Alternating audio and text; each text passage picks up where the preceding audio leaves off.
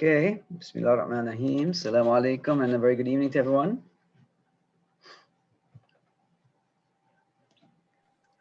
Salam, Prof. Can you all hear me? Salam, Prof. Okay, great. Nice to see everyone again after our break. So I hope you guys had a nice week off and did something other than look at your computer screens. It seems like we're online so much nowadays. It gets quite tiring. So, in fact, before the class just now, I went for a walk outside just to get fresh air, get some activity, you know, clear your head a little bit. Really helps. So, alhamdulillah. Okay, so looks like almost everyone's here, so we'll get started, inshallah. So today's class will be a bit different only because we don't have anyone presenting. So I will be the guest presenter tonight. And that's partially because of the MCO. I was not able to get the materials for this particular lecture uploaded before the MCO went into effect. So I'm going to be presenting the topic tonight on youth-centered programming. Okay, youth-centered programming. So let me just open up the Puja Blast. Where is my Puja Blast? That's not my Puja Blast. Can you see the Puja Blast now? Yeah. Yes, Prof. Okay, so before we start, I want to do a couple things. The first thing is, I believe it is time for you guys to do the mid-semester course evaluation.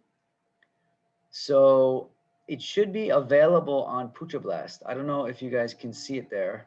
If you go to your Puja Blast, it should be like in the sort of main the main page. There should be, I think maybe on the lower right, an option for something. I forgot what I don't know what they call it on your in your system, but the option for this mid-semester course evaluation should be there somewhere.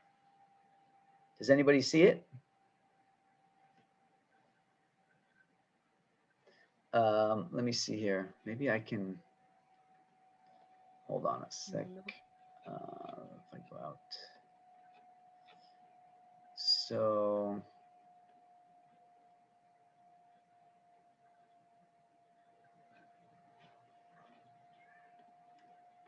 switch my role to.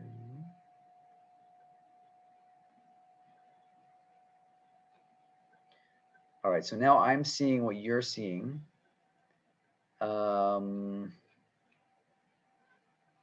Where would it be?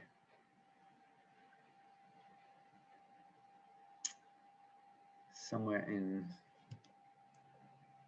go to site home.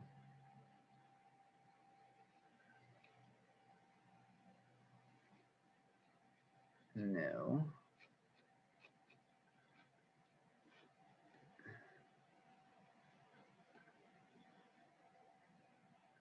Profile.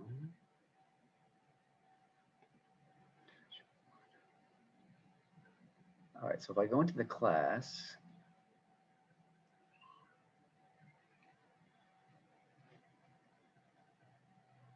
no.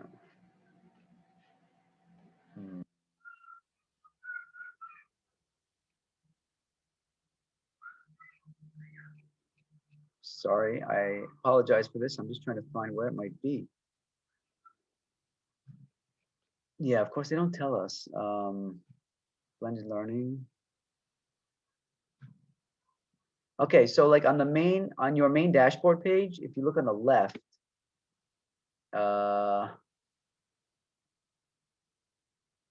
down here, I don't know if it's somewhere on here, like I have on my screen here, the blended learning environment report. So this gives us our reports about all these things, but of course you guys won't have the reports, but it may be somewhere here, the evaluation link. Does anybody see anything?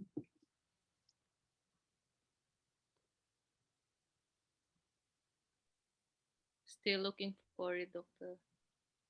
Still looking.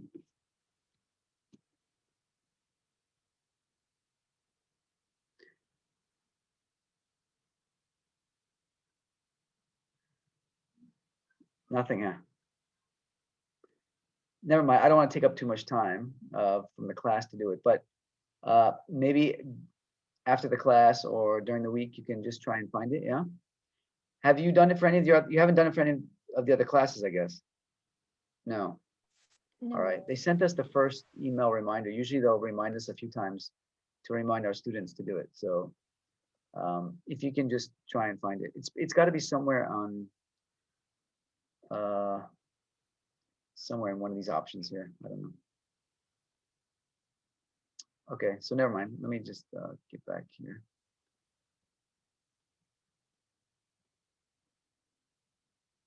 Doctor, is it the blended learning thingy? Oh, you have a thing. You have an option for blended learning. Yeah, I mean, it could be there. Oh. Um,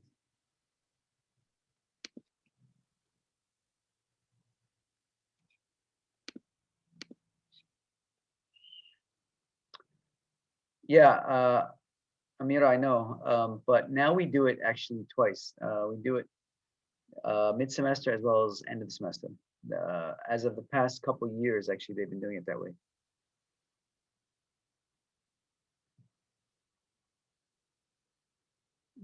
Never mind. If you can't find it, you can't find it. But if you happen to, okay. So let me just open up the course again. Okay, so for tonight's class, as I mentioned, that's not the one. Sorry. Where are we here? Using programming. So I just briefly, real briefly, I just want to look at a little bit of the work that you did last class on the Malaysian Youth Policy Critique. Just very briefly go over some of your answers on that. And then I'll do the lecture in relation to the topic of youth-centered programming tonight. And then after that, we'll have if time allows, we'll have an activity where we'll try to apply some of the principles of youth-centered programming to the video that we watched a couple of weeks ago on Headmaster Sangha's school-based SDG initiative. If you remember the environmentally conscious headmaster and school. So we're going to try to look at what he did and see if we can apply some of the principles of youth-centered programming onto his initiative to sort of see what it would look like if he were to take a youth-centered programming approach to his work. Okay, so if time allows, we will do that as well. Okay, so let me switch here.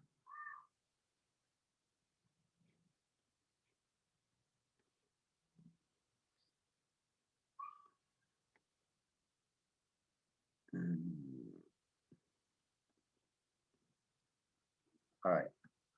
So these are some of your these are the responses that you did for the youth policy critique. Okay, so sorry, Mardiana is, if you guys look at the chat box, she said you need to log out at Putra Blast portal under, yes, thank you, that's right. Now I remember, yep. Under the Oscar taskbar, there'll be a teaching assessment. Oh, you can't log in, huh? Okay, anyway, that's where it is. You have to go out of Putra Blast and go to the portal. That's right, now I remember. Thank you, Mardi. Okay, so Mutiara also found it. Thank you, everyone, for working on that. Okay, so when you get a chance, do you want to do it now? I mean, did it work for you? Oh, say no role. Teaching assessment says no role. Okay, never mind. We won't waste time now. We'll just do it during the week, okay? If you get a chance, go back to it, if you can remember. Thanks for finding that. All right, so let's look at some of the, I don't know if you can remember back 2 weeks. It's been 2 weeks since we were here, so you have to rewind a little bit, refresh your memory to the youth policy exercise that you did. Okay, so you guys broke into groups, and then I asked you some questions about the Malaysian youth policy in relation to the presentation. the reading. And we wanted to really look at whether the Malaysian youth policy was addressing those sort of best practices in youth policy development that we read about. Okay, so I looked through the answers that you gave, and I think most of the groups did a very nice job. Some good responses. I think you got it basically. Most of you felt the policy was clear. The overall aims of the policy were clear, the Malaysian policy. And in terms of the age definition being well substantiated, explained, most said that it was. And it does outline in there the sort of the rationale for why they reduced the age limit to 15 to 30, right? Okay, and then of course a lot of that has to do with trying to be on par with international standards and so forth, right? And so we talked about this earlier in the semester about age as a definition of youth, and of course the pros and cons of that, and the fact that it's socially constructed, right? So every society sort of defines it according to how that society views young people, right? So I think in the Malaysian youth policy, they try to do that somewhat, although I think they base it primarily on the international aspect. And then, is the government body responsible for implementing the policy clearly? I think most people said yes on that one.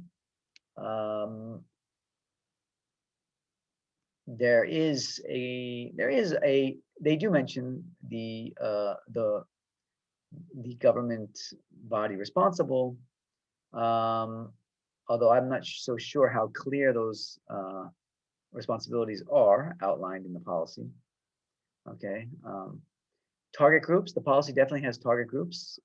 Most of you identified those 8 target groups, okay, which are also broken down to 3 age groups, right? So we have early youth, middle youth, and late youth.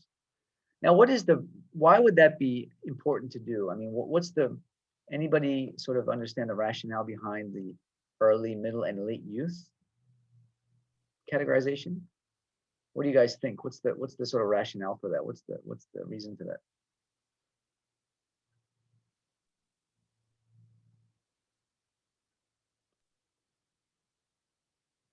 Anyone? I think it is because of the target group. Each target group has special treatment, so that's why it's different.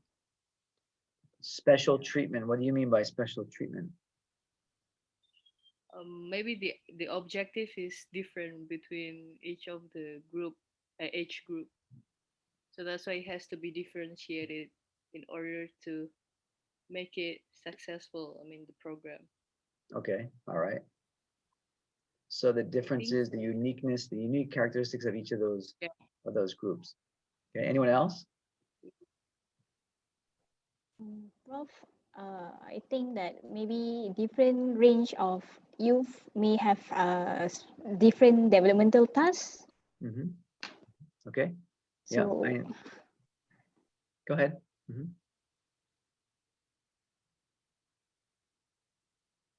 That's it. Okay. Yeah. No, I agree, and I think that's probably similar to what Mutiara was just mentioning as well. But yeah, you're specifically talking about developmental tasks, and that's an important term. Fatim, what do you understand by developmental tasks? When you say developmental task, what is your understanding of that term? uh, in my understanding, developmental tasks refers to what at the current age, what the youth really needs to do or what they intend to do. Like age of 15 to 18, they are just still in the secondary school, so they need to fulfill their academics, schooling. And then in the middle youth stage, perhaps they are going to the tertiary level, or perhaps some of them are seeking for job. And then for lead youth, usually at this range of age 25 to 30, they already graduated and try to seek new job, try to seek first employment, or even starting their married life. So all these stages are different. So that's what I mean by developmental tasks. Their need and their roles might be different. Right. Yeah. Very good. Yeah, I agree.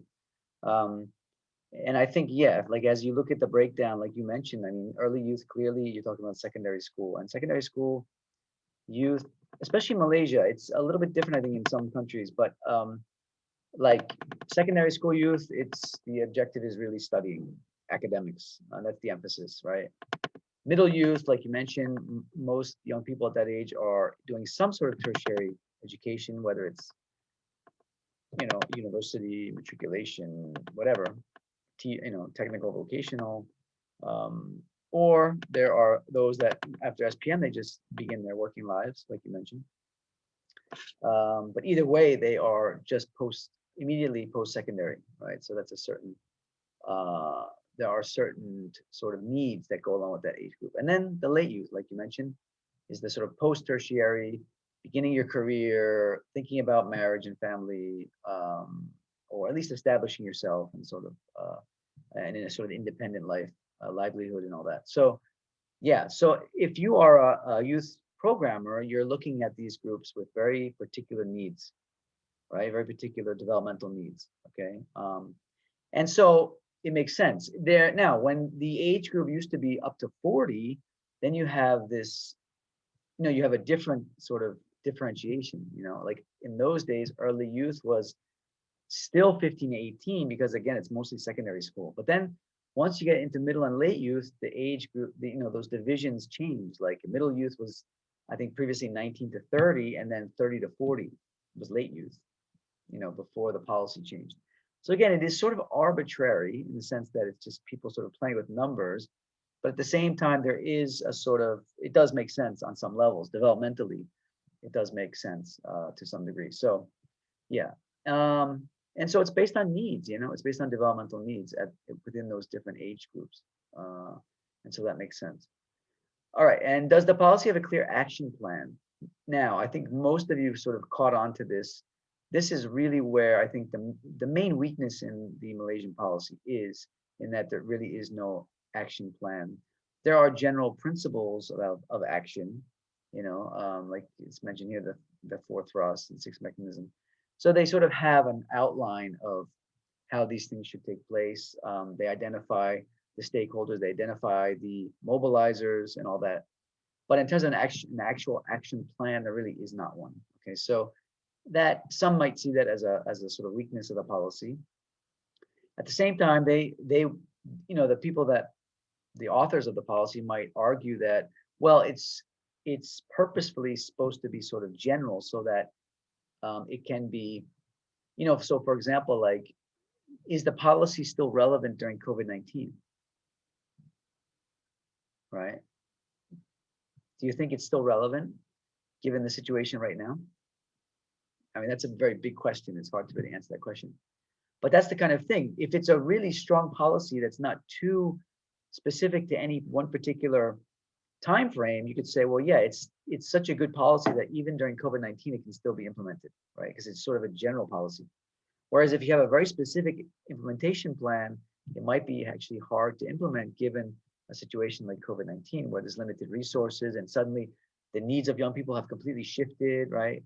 Now it's more about basic needs, not so much about, you know, other things. So there's sort of you can make a counter argument to that. But most good policies do have action plans, as we read about in that paper. Okay, and then is the policy knowledge-based? Most of you felt that it was based on data and research. And it is also not the 11th Malaysia Plan here, he says. And it was, yes, it was heavily revised from the initial policy or the last policy, not the initial, but the last policy in 1997. It was heavily revised and expanded based a lot on a positive youth development perspective as well. Okay, so that's all based on, it's really research based. Are young people presented as a national resource? Most of you said yes. Yeah, it does. I think it very much does look at young people as a resource, as resources for the nation. I think that's one of its strengths, actually. Does the policy promote youth participation? Yeah, thrust 2, from youth to youth, there is an explicit section there that identifies that young people should be involved and active participants throughout decision-making bodies in the country. And in fact, what I sent you is actually just the executive summary of the youth policy. There's actually a complete policy, as a complete version of this policy, which goes into much more detail, especially about this section on youth to youth. And so in the full policy, it actually says that young people should be represented in all the major decision-making bodies in the country, from hospital, from all the different majlis daerah to parliament to everything. So it makes a very strong statement actually about youth participation, which you don't really catch it so much in the executive summary, but in the main policy it's there. Okay, so that one I think is also quite strong. And then is the policy cross-sectoral?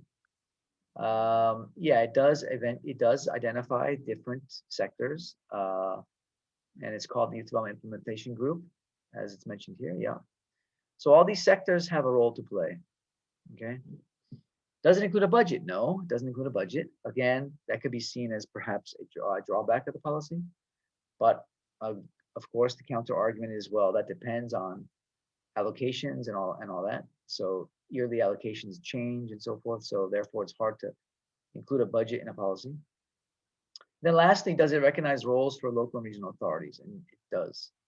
Okay, so I think it's a pretty strong policy overall, my opinion. I don't know what you guys thought, but as you can see, and so I think this is a good sort of assessment tool here that we've come up with, and we can sort of see all the strengths and weaknesses.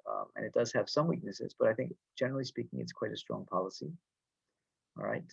Now, implementation is a whole nother issue. I think I mentioned in class that day that unfortunately, once the policy was sort of approved and formalized, the implementation was not really well carried out. Okay, so even within the Ministry of Youth and Sports, a lot of the officers that were charged with implementing the policy didn't really know much about the policy, which is a shame. We have a great policy, but it's not really being implemented. So policies are only as good as they are put into practice. Okay, so if it's just going to stay on paper, it's not going to really do much. All right, so that's a whole other issue. But I felt the responses were quite good, so congratulations on your work. All right, and so any questions about the policy, that assignment, or anything related to the Malaysian youth policy? No.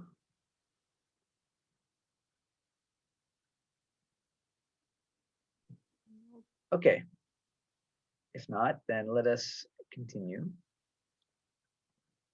All right, so I have to, before I begin the lecture on youth-centered programming, I have to give you fair warning.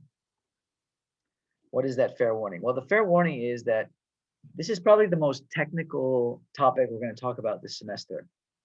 And so you'll have to bear with me a little bit in the sense that it is a bit dry. Okay, it's a little bit technical, a little bit dry. All right, so what did I do?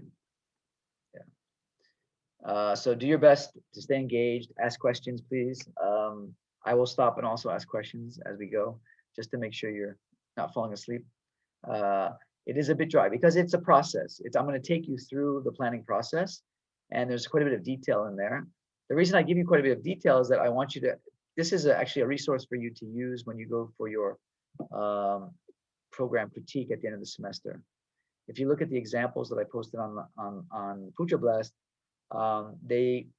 you can refer back to this quite a bit when you do that program critique. Okay, so that's the reason why I give so much detail. But in terms of a lecture, I have to sort of go through it, so it does get a little bit dry. So I'm going to warn you ahead of time. So do your best to stay with me. And again, like I said, if you have questions, please stop me for questions, and I will do the same. Okay, so youth-centered programming is, I know most of you guys are HRD students, so maybe you've already taken your program planning classes. I don't know. If you have, much of this will sound fairly familiar, except that in youth-centered programming, the goal is what? Why youth-centered programming? Can anybody tell me? What is the significance of having it youth-centered programming? Who can guess?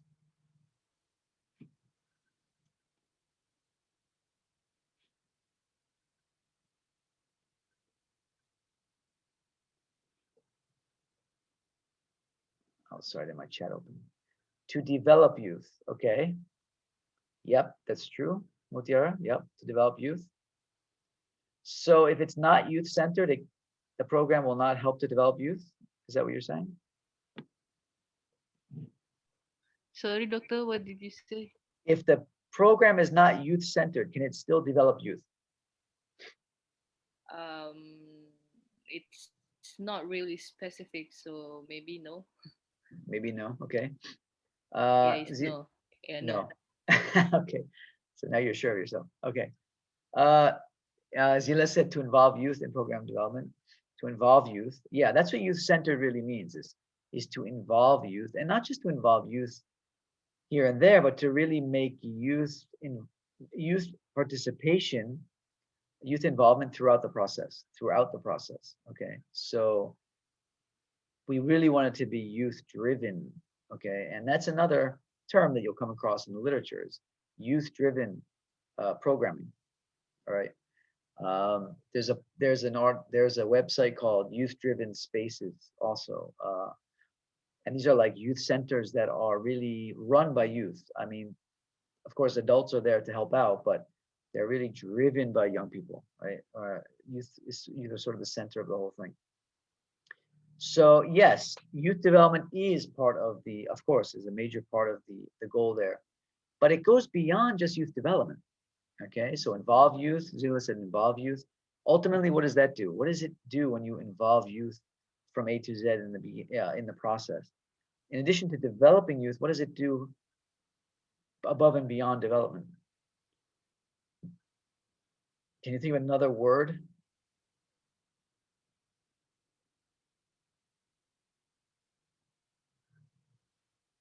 Starts with the word I'm thinking of starts with an E. I don't know if that helps at all. Enhancement.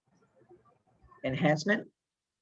Yeah. Okay, I think you're getting closer. Yeah, enhancement. Yeah. All right. So enhancement is similar to development, I guess, in some ways, but another E word. Enrich, empowerment. Yeah, Fatin, thank you. Fatin got the one that I was thinking of. Yeah, so yes, ownership, empowerment. Yes, Fatin's thinking along the right lines. Enrich, yeah, enrich, but even going beyond enrichment, it's about ownership and empowerment. Once young people take ownership of the process, then it empowers them, right? It empowers them by providing them with not only experiences, but also skills. When you are involved in program planning from A to Z, there's a lot of skill development involved, okay? And of course, when adults are also involved in that process, it's done in a sort of partnership approach. That's where young people learn a lot from adults. And adults also learn from young people.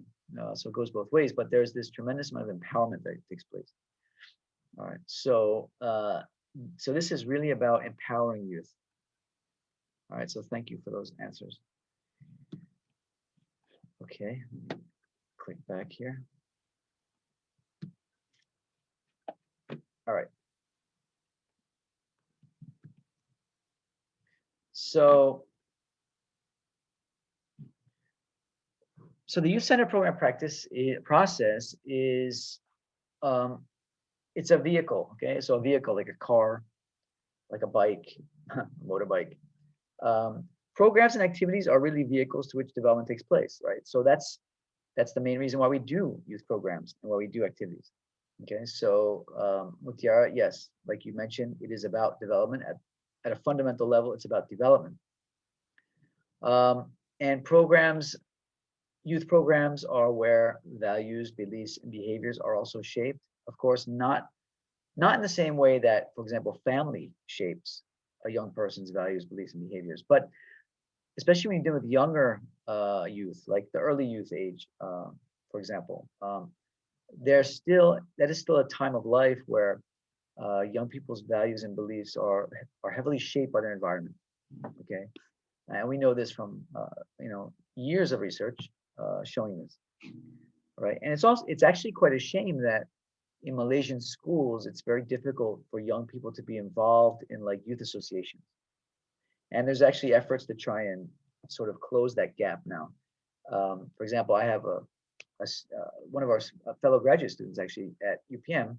He's the Selangor Youth Council president, and they're doing programs now where they're trying to get the youth associations to go into schools to work with the students, right? On soft skill development, leadership development, stuff like that. Okay, so those are the things that schools are not very good at providing for youth, right? But this is the strength of youth programs, youth associations, and so forth. Because of non-formal learning, non-formal education, they are very good at helping young people to develop their soft skills and those other things that young people don't get in school. Okay, so that's the strength of youth programs. And if they're done well, they are places and opportunities for empowerment. Okay, and that's what we're going to talk about here. And they're also a place where young people's felt and unfelt needs are fulfilled. Okay, so does anybody know the difference between felt and unfelt needs? Who can tell me? Anyone? What do you think? What's a felt need?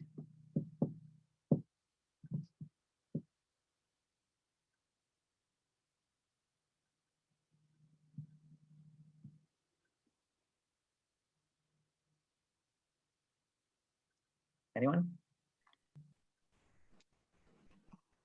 If according to the Google, Prof. You guys are fast. You guys are so fast with Google. Okay. No, because So what does I've never- Dr. Google say? yeah, Google said that it is a changes deemed necessary by people to correct their deficiencies. Yeah. Okay, good definition by Google. Yeah. Yeah, money. Okay, so I'm looking at the chat box here. Yeah. Okay, so right. So it's basically the needs that a person deems necessary. So it's those things that are conscious, that people are conscious of. So for example, during a pandemic, you lost your job, right? An obvious felt need is what? Food, right? Income, maybe healthcare, right? Those are all those felt needs, yeah. So that people can, they're conscious that they need these things. Okay, but what's an unfelt need? So the felt need is kind of obvious, right? But the unfelt need, how can you be in need of something that you can't even feel, that you're not even aware of?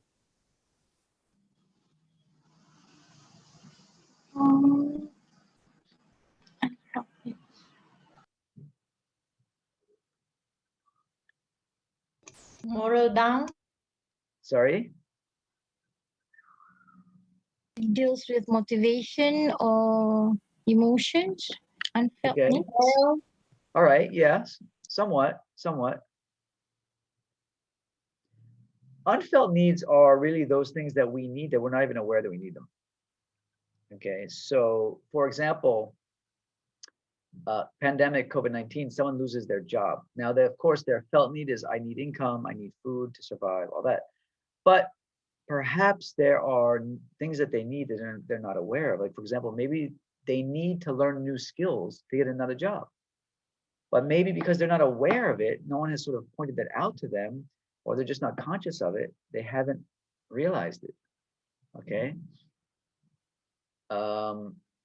You know, a lot of people now are going through, sort of psychological and mental issues with the lockdown and all that.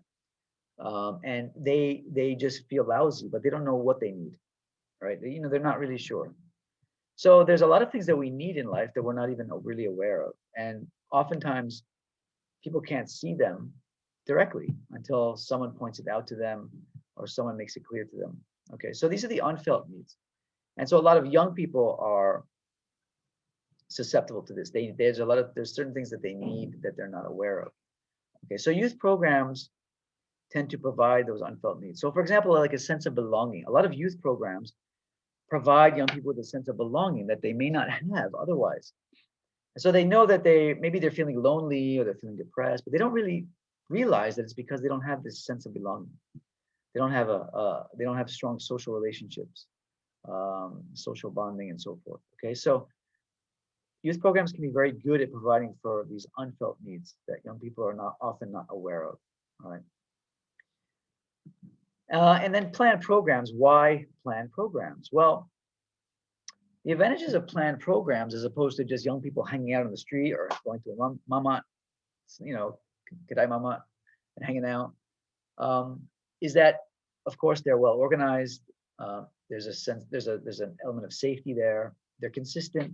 They tend to meet regularly, whether it's on the weekends or once a month or once every 2 weeks. There's that reliability there. There's usually some relevance. There's usually something related to again, these needs that they have. They tend to have a focus and they're age appropriate. So often the activities in youth programs are appropriate for their age. So like Fatin mentioned before about being developmentally appropriate, right, with developmental tasks. So that's one of the advantages of planned programs, is that they're often age appropriate according to developmental tasks. So for example, young people that want to get married, maybe they're in their late 20s, they want to get married. So there's a marriage course that explains to them what it means and what are the responsibilities of marriage. Okay, so it's age appropriate, right? Or maybe there's a sports program, right? And this is one thing that I noticed with, I grew up in a lot of sports programs, and one thing about sports programs is that they tend to be age appropriate, and if you have trained coaches, they know how to coach according to age group, right? So for example, like for the under 10-year-olds, it's a lot of fun and play. But once they hit a certain age, maybe 14 or 15, suddenly it gets more competitive, right? Why do they do that? Because it's age appropriate. At that age, they are naturally more competitive. They're stronger. They're mentally stronger. And so they're developing those qualities. So that sports program tends to change its focus, right? And the way the coaches are with the kids or the young people also changes. Okay, so there are a lot of advantages to planned programs. Yeah, planned programs. And they're often consistent with the goals and policies of whatever organization is sponsoring the program, and even the country. So, and again, this is the benefit of having a national youth policy, is that whoever wants to do a youth program in Malaysia, you have a guide, you have a national policy that sort of gives you a framework for how you go about doing your program, whatever the program is, whether it's an entrepreneurship program, a leadership program, a sports program. There's a sort of general guide there on what kind of things you should be aiming for in terms of trying to develop the young people, right? And how to go about doing it, right? What are the different target groups, what are the outcomes that we want to achieve? All those things. It's all there. It's in the policy, right? So, and that's going to be different according to country and even according to whatever the organization sponsoring it is. I did a study on Soka Gakkai. Anyone in our class a member of Soka Gakkai? It's an international Buddhist organization. They're all over the world. They have branches all over the world. But what makes them a very impressive organization is that they don't just do youth, they do youth programs. They do a lot of other types of programs as well. They have their own schools and everything. But they are very principle driven. So they have these 5 core values or five core principles. And every activity they do, you can see these 5 core principles in those activities. They really work around their core principles very strongly. And it's really amazing. It makes their programs very consistent, and very clear in terms of what they're trying to achieve. All right. So again, that's a particular organization. So when it does its programs, it has those sort of inherent values that are consistent with the organization's goals. And so a good organization, a good youth program, will be also driven according to some core principles or values or whatever, in addition to whatever policies that are involved. And then there's also the continuity from short to medium to long-term goals. If it's a good program, okay, if it's a well thought out program, it should have from short-term to long-term goals, right? So in the short term, yes, we want young people to be able to get a job, okay? But in the long term, we hope to develop their skills in a certain area, for example, right? And eventually to guide them towards a certain career, maybe, or to get them some sort of permanent position or something like that. Okay, so there's an immediate goal, and then there's a medium, and then there's a long-term goal. Okay, so planned programs allow for this kind of continuity. If you do these one-off programs, which we often see, right? We always see one-off programs, and it's not to say that those programs are not good. They can be very good, actually, but they're limited because they're only one-off, right? And this is the limitation of one-off programs. And they've done studies. There's been a lot of studies in HRD on the effectiveness of different types of programs. And one of the things they found is that one-off programs are the least effective of all the different program formats. One-off are the least effective. Okay. Can anybody guess what are the most effective programs in an HRD context? So I'm testing your HRD knowledge here, all you HRD people. What's the most effective program format out there? Not youth program, just HRD program, like general training program. The most effective, huh? Usually team building. Team building, okay. All right. Okay, so I wasn't thinking along those lines. Sorry, I'm not wording the question correctly. I don't know, I guess it's not program format. Okay. Type of program, or, okay, so you have one-off and then you have like, Okay. never mind, it's a hard question to answer. Anyway, I'll just tell you the answer. The most effective is on-the-job training. On-the-job training. Okay, so can you guess why? Why would on-the-job training be the most effective? Because it's more on hands-on. Hands-on, yes. Why else? And Practical. Practical, hands-on, yep.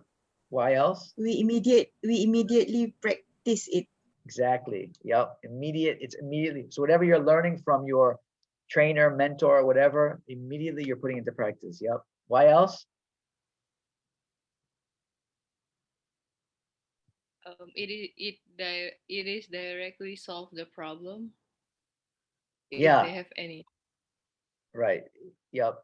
So yeah, again, it's that sort of very practical.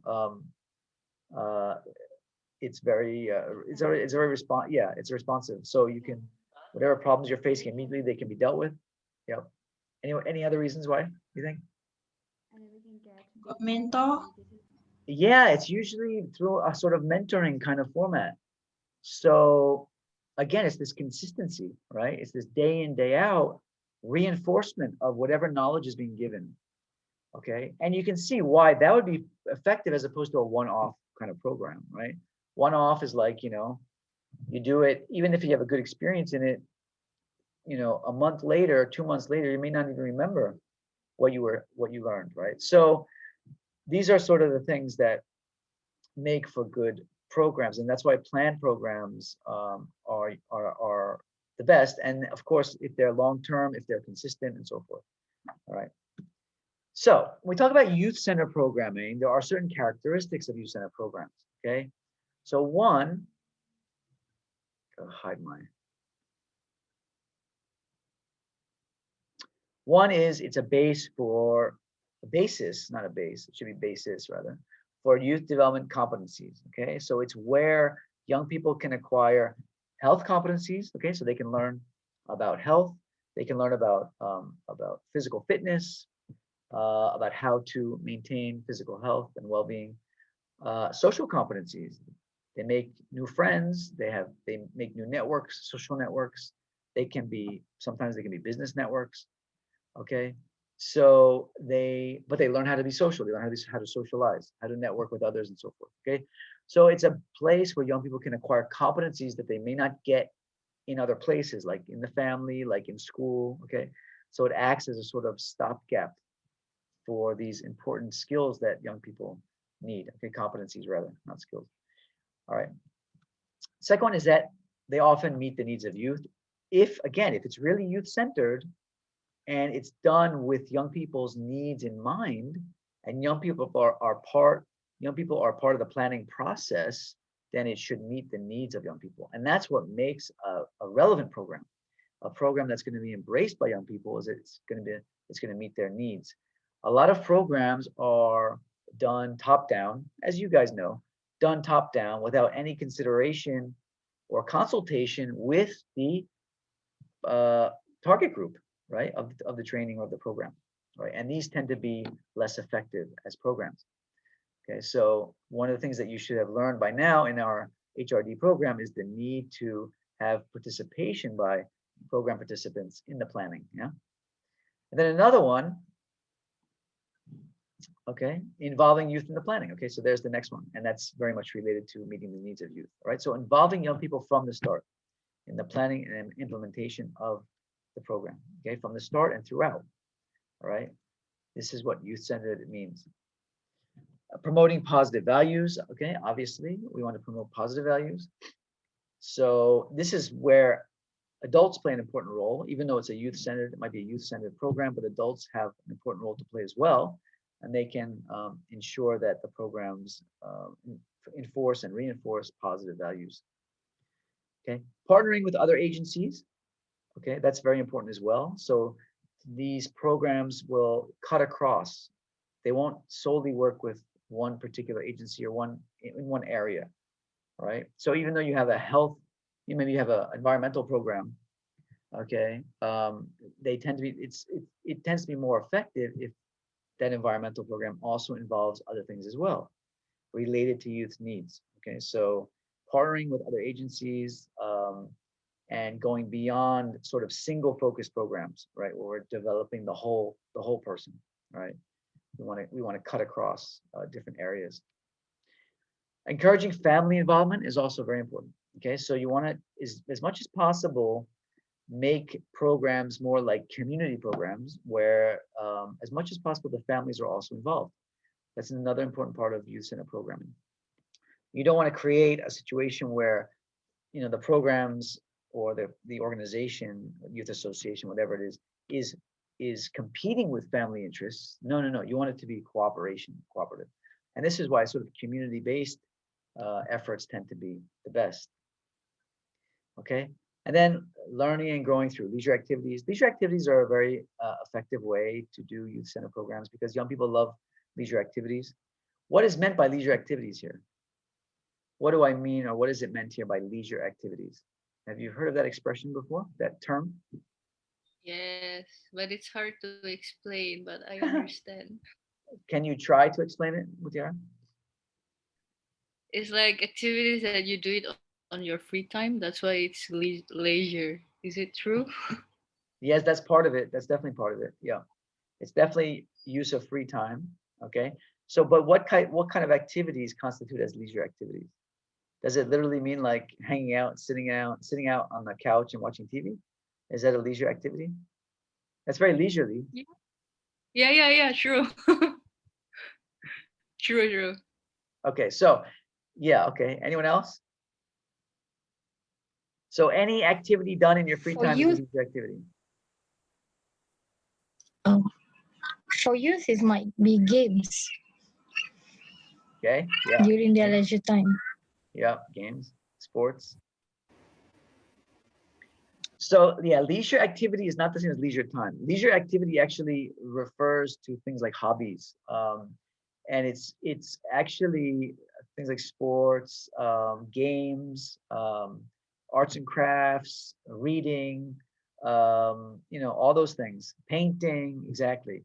They tend to be actually forms of what we would call constructive activity. So whether sitting on the couch watching TV is considered a leisure activity, I don't think so, according to the technical sort of term for it. And there's a whole field of leisure education, for example. Leisure education and leisure activity. These are formal, it's actually a field of study. Yeah, hiking, painting, all those things, okay? So they tend to be more constructive. They tend to be type of activities where people do acquire some sort of skill and competency and so forth. And they're typically equated with kind of hobbies, you know, that sort of thing. So if you can incorporate leisure activities, those kind of activities into youth-centered programs, of course, they tend to be more interesting to young people, and they tend to be more effective at getting young people involved, right?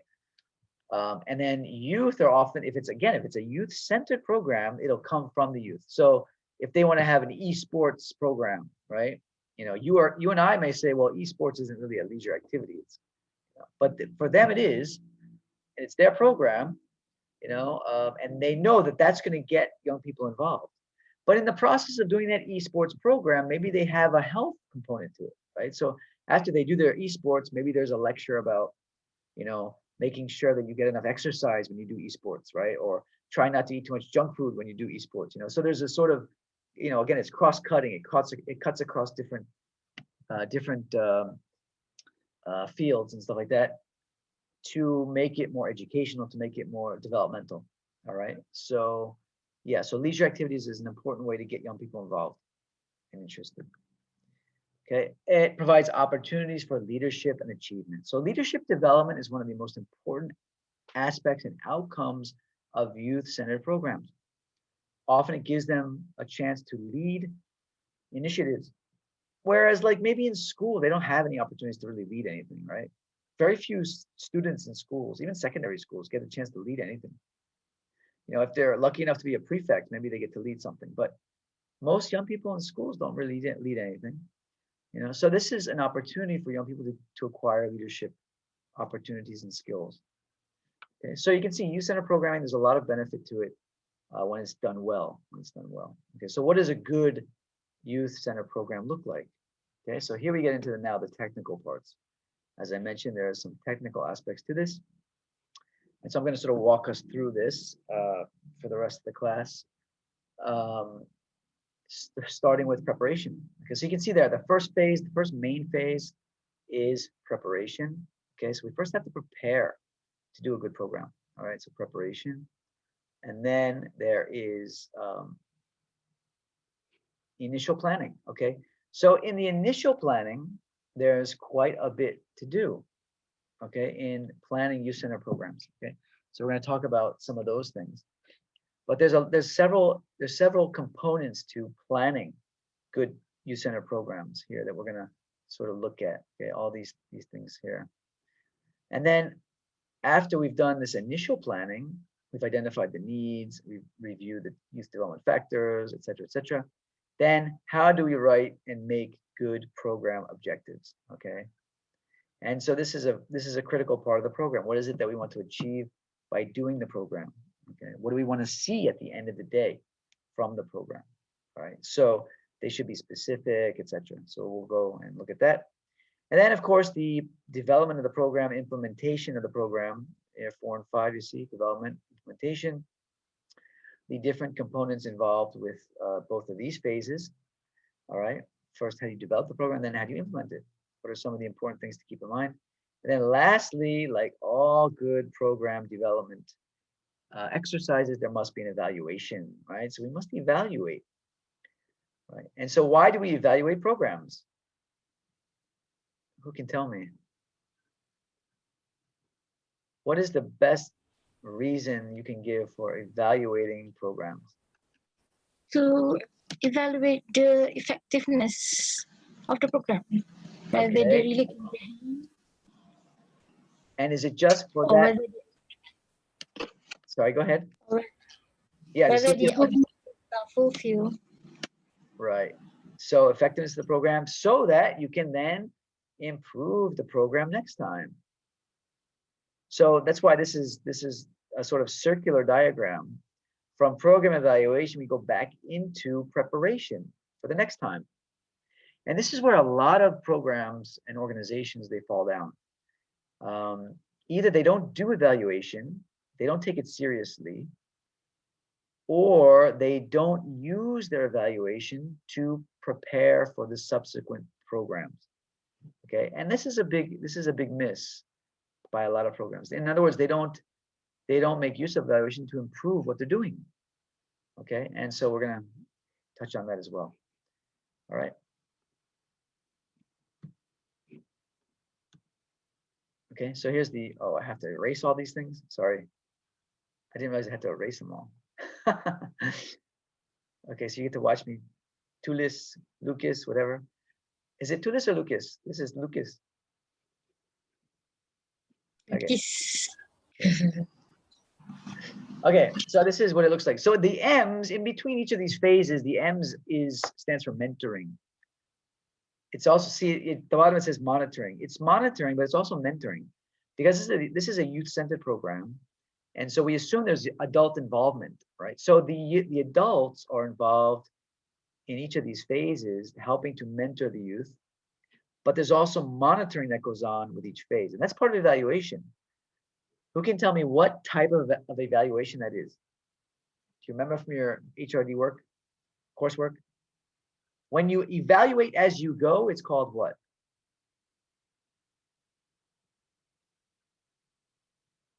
You haven't learned that yet from your classes? Forget already. Okay, so the evaluation done at the end of the program is called what? Do you remember the end? So you want to, you want to evaluate at the end for effectiveness. It's called what type of evaluation? Do you remember? Feedbacks.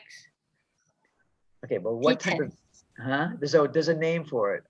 Something evaluation at the end of the program. Pre and post test is statistic. No. Well, yeah, I mean, a post test is an example of this type of evaluation. It's called summative evaluation. Okay, summative. So the sum of the whole experience, you want to sort of evaluate it, right? So the process of evaluating as you go, which is all these little M's, is it's called process evaluation or formative evaluation. Okay, formative evaluation. So as you're going along, you are assessing to see the effectiveness of the process. Okay, so that's a really important part of evaluation. So it's a constant checking in, checking in. And so really good programs will do this. Okay, so let's start with our planning. Preparation. So the first thing in preparation is we must choose our planning group. Who is going to actually do the planning? Okay. Now, what happens often is that we get these one-man show kind of thing where one person ends up planning the whole program. Okay, we don't want that. All right, or it's planned by the staff, the program staff. You really want to do the best you can to include the participants or the potential participants right from the beginning. All right. It can also mean including people with expertise. So maybe, people from university or people who have gone through the program already, right? But anybody who has any kind of expertise on the program should also be part of the planning group. Okay. And then these groups, the staff, the adults, whatever, experts, along with the target group, which means who? Who is the target group? Youth. Youth. Thank you. Yes, youth. All right. So target group here is youth. Sorry, I'm showing out this.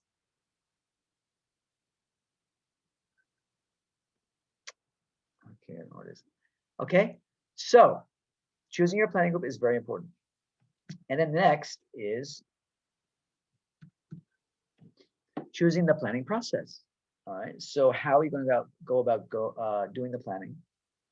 Okay, so this is the process where the identifying needs, felt or unfelt, okay, is going to be addressed. Okay, so fulfill the needs based on the objectives, having strategies for program implementation and program evaluation. Okay, so the process is planned from the beginning. How are we going to evaluate? What are the objectives? What needs are we going to try to address? Okay, how will we implement? Okay, so all this is planned out from the beginning. Okay, it's not like suddenly at 11th hour, oh God, what are we going to do tomorrow? How are we going to do this program? Or how are we going to evaluate the program? When should we evaluate? This is all part of the preparation for the program. Okay, preparation. All right, so the process is identified and laid out very early on. And then review prior programs. Okay, so from existing information, maybe you have done the program before, you have reports, you have feedback, whatever. Maybe even have videos of activities that you did. All right, and as well, prior programs, and these can be similar programs done from other places. So for example, maybe there's similar programs that have been done overseas, in other countries, in other parts of Malaysia, by other organizations. All of that can be used to help with preparation, okay, to give you ideas on how to proceed and how to do a really good program. Okay, so making use of all these prior materials, these other materials. Okay, these can be very helpful. So brochures, reports, manuals, even any kind of creative ideas, past experiences, all these are important for preparation. Okay, and so after preparation, now we go into the actual initial planning. Okay, so there's several sort of sub phases here. All right, so the first one is needs assessment. Okay, so first, of course, we need to do our needs assessment of the youth community, that we're going to target, right? Our target group. All right. So this is another phase of program planning that is often overlooked. Okay, people often don't bother with doing a needs assessment, right? Oh, it takes a lot of time. You know, people just don't have the time, et cetera, et cetera. Okay, it's a lot of work and all that. But it's a very important part of the process. Okay. As we just mentioned, why? Why might needs assessment be a very important part of the process?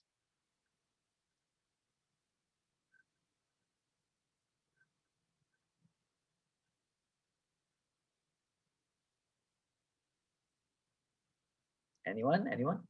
Why is needs assessment such an important part of the process?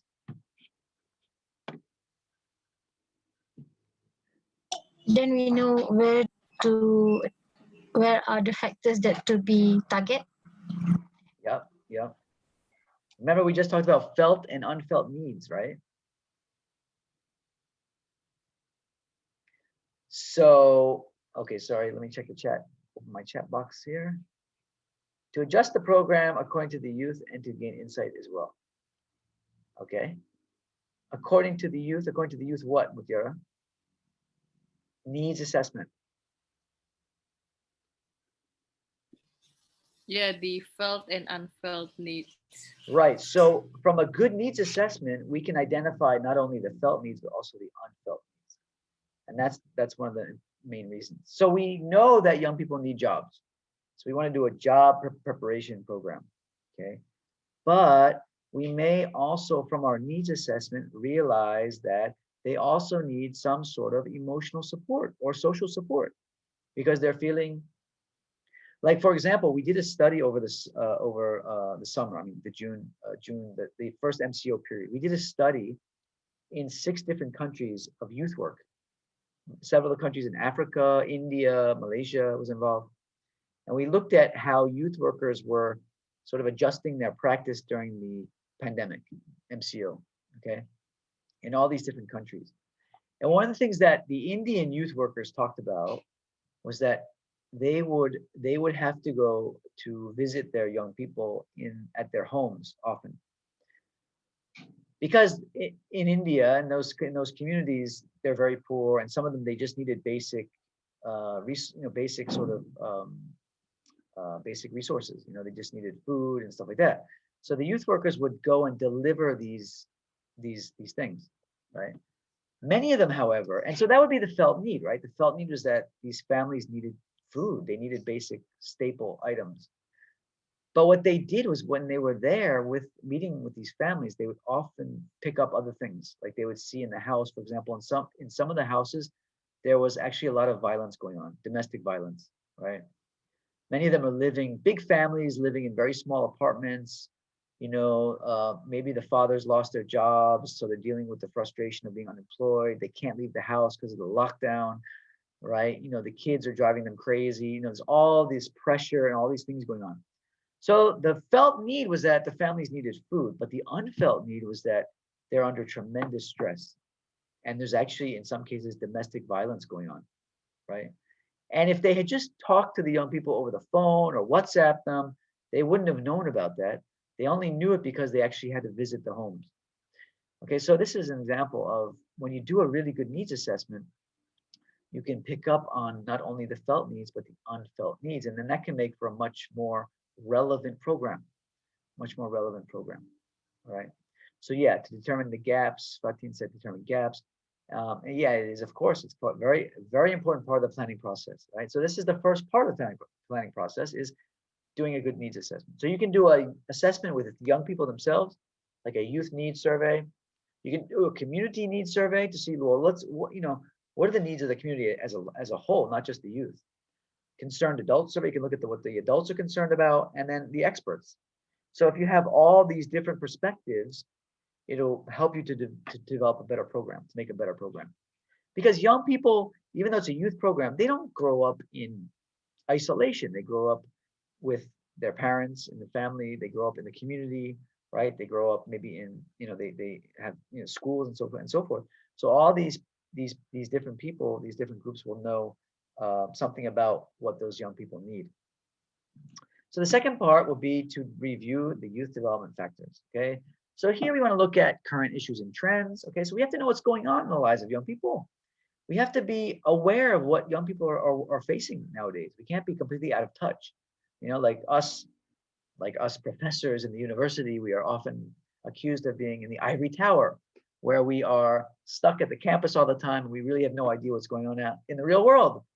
Okay, which is partially true. It is partially true. Oftentimes our work in the university takes us away from actually working with our target groups. So we have to know what's going on in the field, right? We have to know what the different youth competencies and needs are.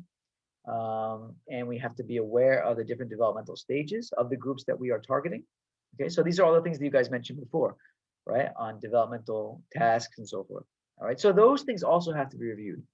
Okay, the youth development aspects. And this is where our youth development theory comes in, understanding developmental tasks, competencies, and all that. Okay, so this also has to be considered. All right, and then the third one, assessing the organization. So whatever organization we're doing this program in or on behalf of, maybe we're an NGO, right? What resources do we have? What facilities do we have access to? What equipment, income, sponsors, staff, partnership? Basically, sorry, there's a spelling mistake there, partnership. Basically, what kind of resources do we have to do programs, right? How much funding do we have? Like if you look at the youth associations, they used to get 5,000 ringgit per year, right, from the government to do their programs for the whole year, right? Now, 5,000 ringgit is not a whole lot to do a year's worth of programs. So they often have to find sponsorship from other places. They have to do income generation, and this is one of the biggest problems that youth organizations in Malaysia face, is their inability to raise money for themselves. All right, so that's a really important part of the process. And that deals with number 5 as well.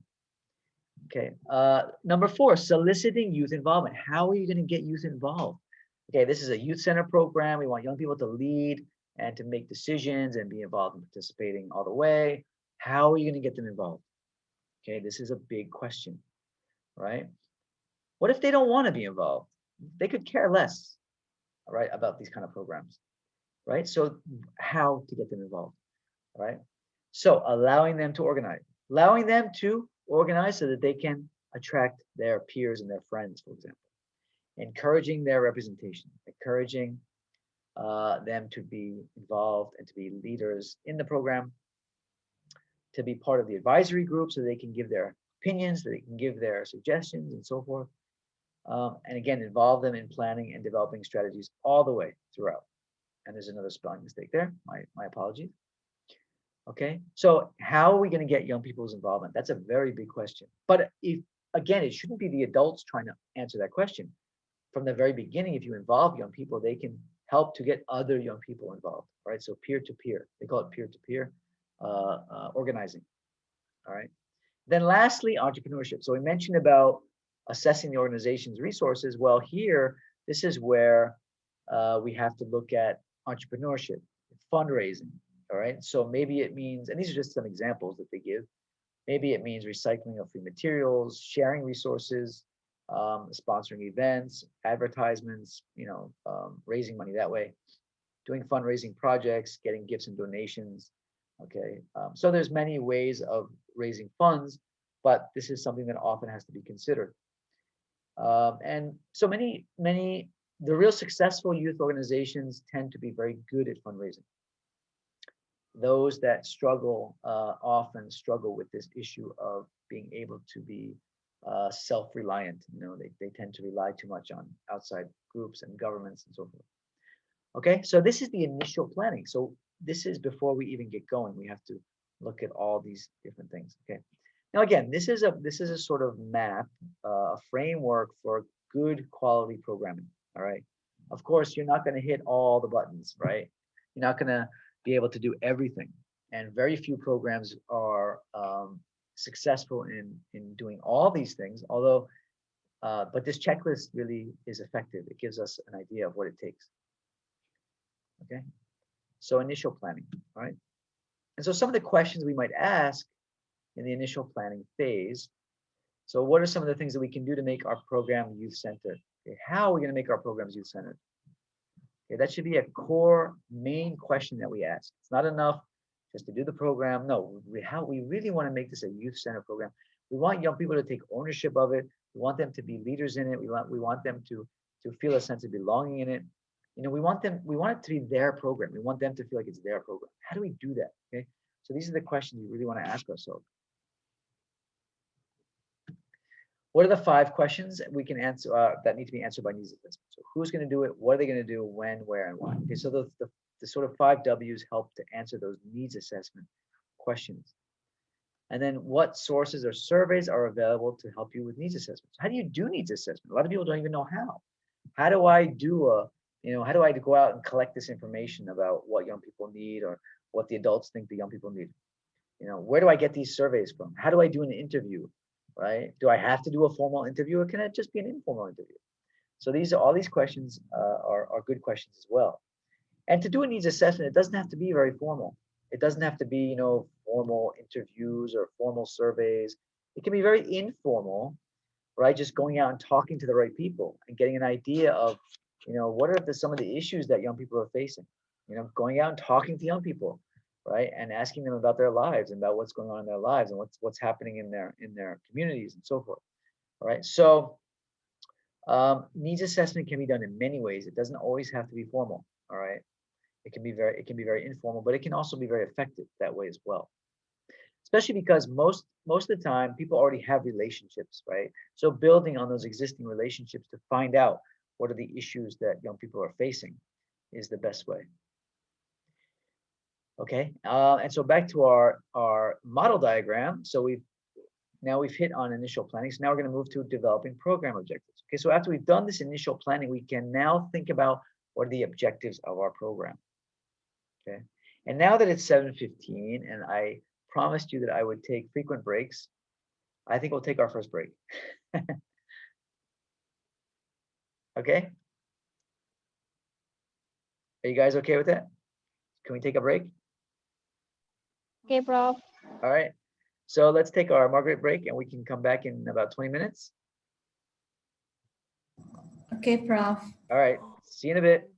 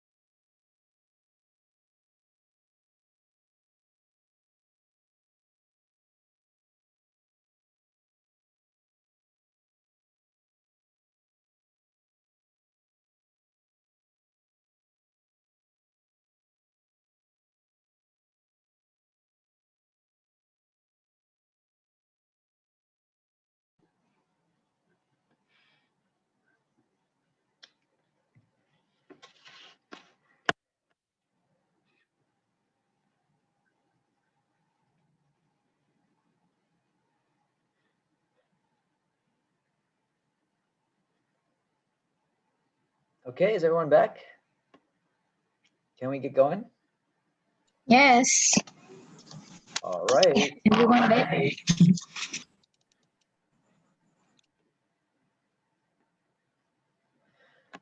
Okay, so I'll continue. Bismillah.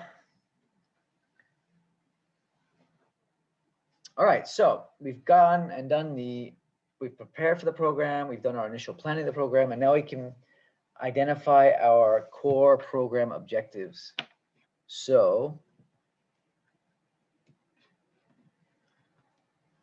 okay, so program objectives. I hope you guys are all able to bear with me on this one.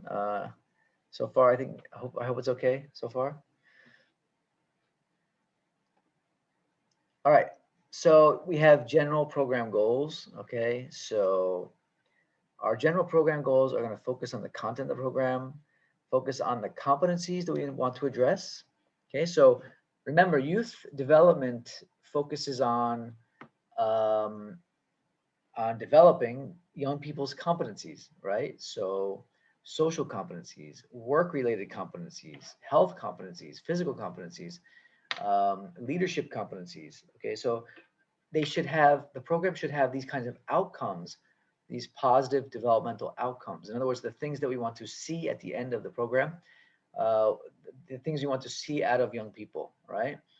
So all positive youth development programs, especially youth-centered programs, should have these types of competency-based goals. All right, so we have to decide what kind of competencies do we want. So for example, like, we have a group of young people that,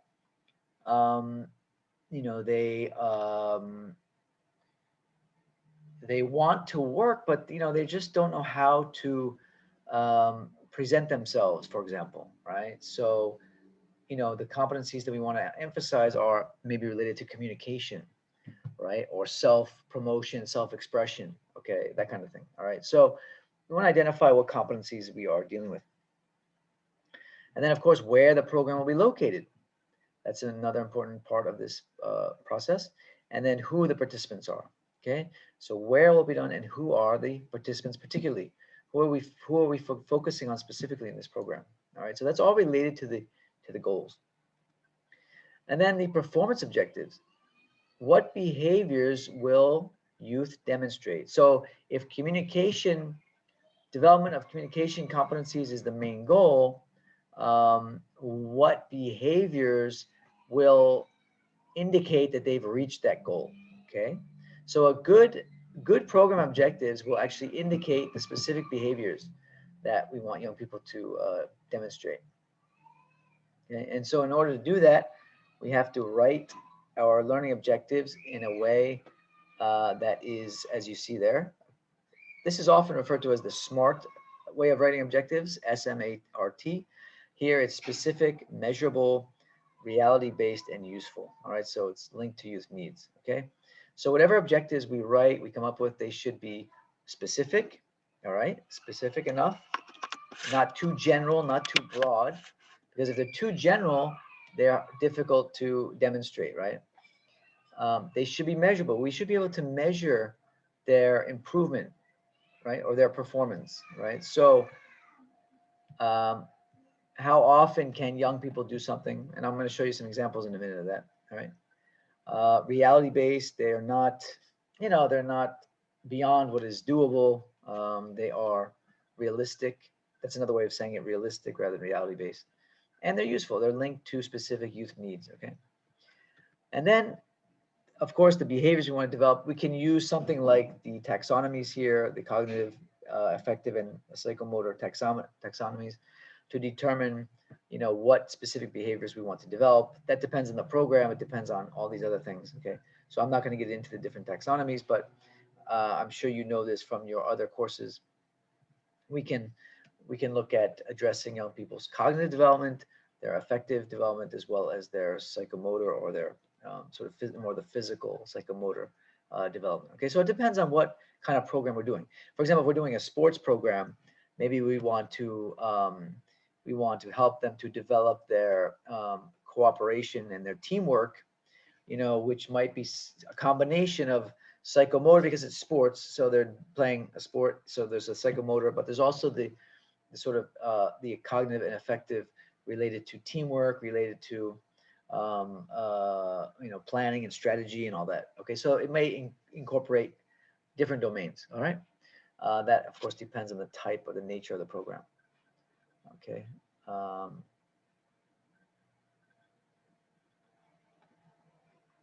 So guidelines on preparing program objectives. Okay, so the leader's action. Performance objective will attempt to describe the performance that the leader wants youth to be able to demonstrate or exhibit before they're considered competent. Okay.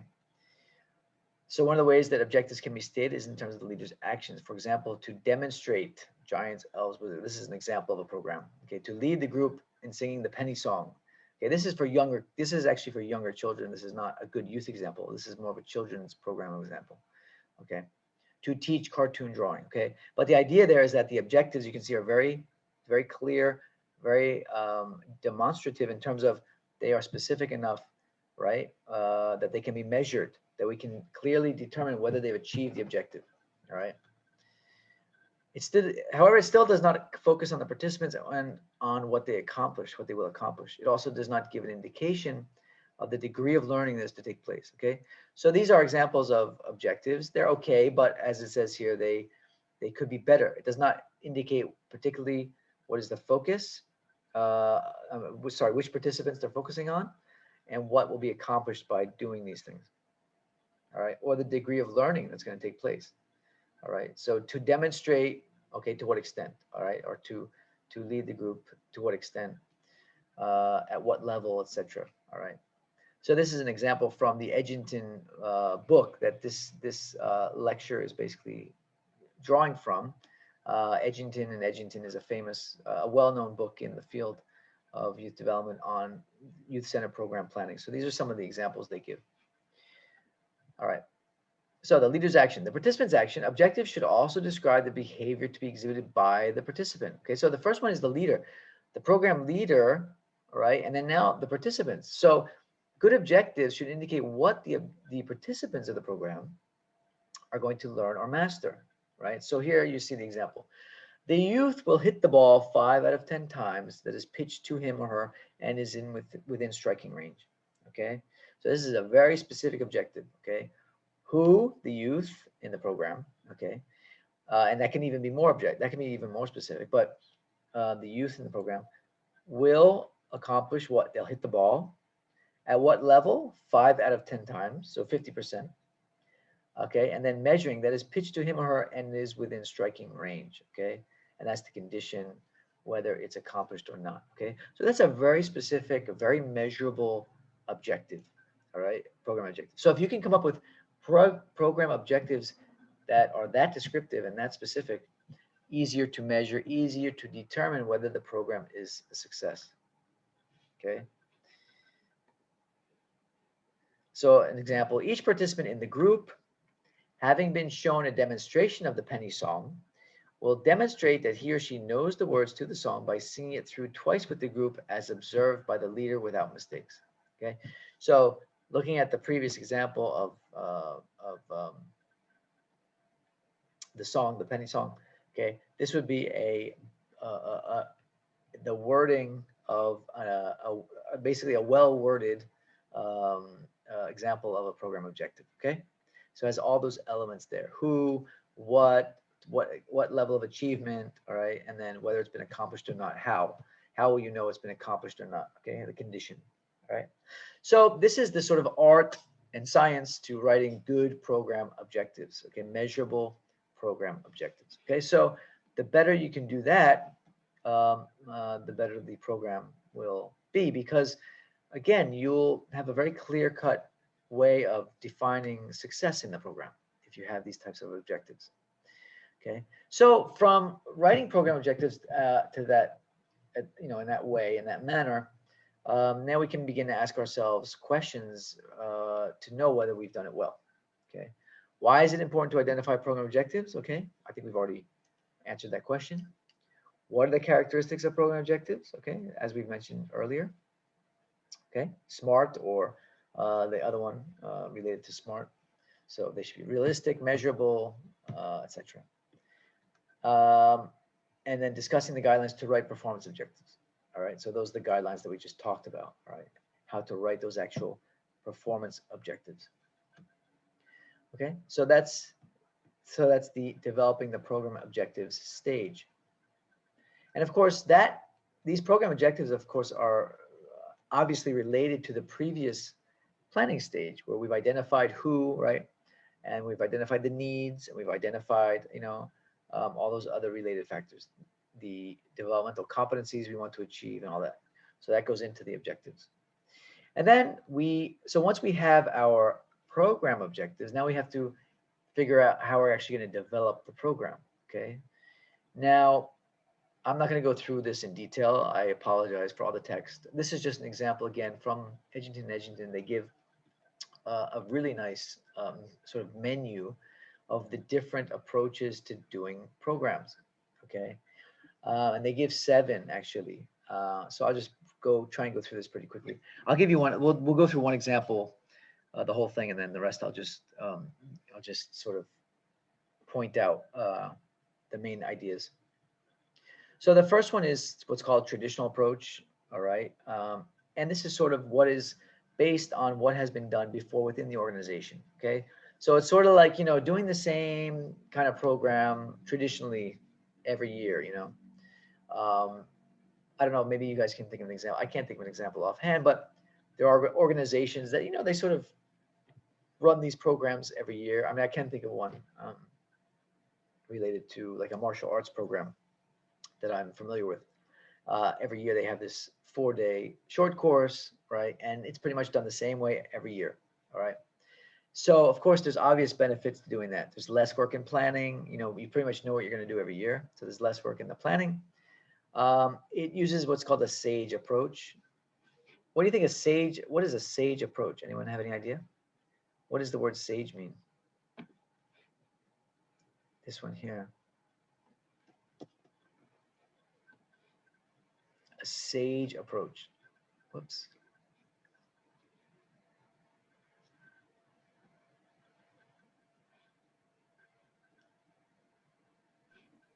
It's like a hereditary, means from before every year. Hereditary, turun temurun.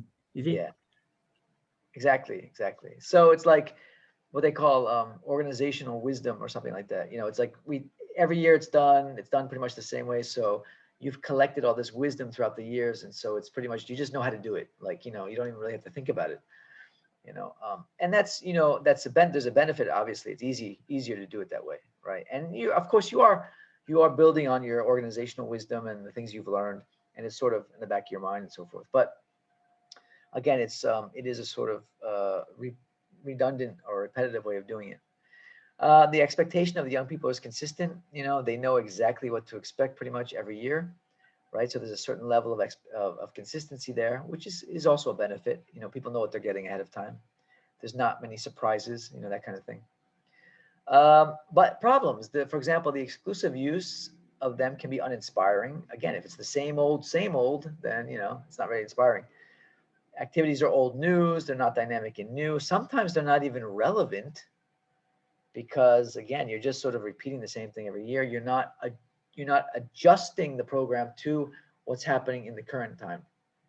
Okay, so it may not be current, contemporary, fresh, and innovative. Okay, so this one is the danger. All right. So the idea must be very fresh, creative, innovative, current, and dynamic, especially for young people, for youth. Young people are always into the latest thing. They're always into what's innovative. Okay, so if you keep running the same kind of program every year, it risks, alienating young people.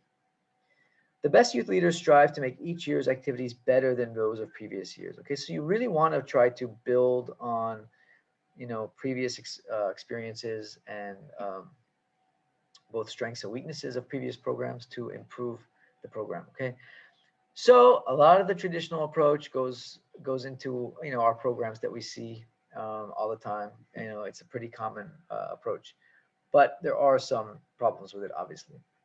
Okay, so the next one is called the current practice approach. All right, so adopting program strategies and plans that are current trends and that are being used widely by other communities or program leaders. So this is like the what's hot, what's popular kind of approach, right? And so you see this. Like there was a period a few years ago where like the big thing, everything was about social entrepreneurship, right? So social enterprise. In fact, we did a study, we commissioned this, we got a grant to do a study on social enterprise. By the time the 3-year grant was finished, social enterprise had pretty much gone off the radar. Like it was really popular when we started the project. By the end of the 3 years, it was like no one was really concerned or really cared much about social enterprise at that point. Okay, so and you see this in youth programs as well. There's certain types of programs, there's certain topics of programs that are very hot, very popular, but then they tend to change. But there's benefits to that as well, because this is often a source of sort of new ideas, the latest thing that everyone's looking at, right? The programs have already been tested and found to be successful by others, especially if these are programs that are being used in different countries and so forth.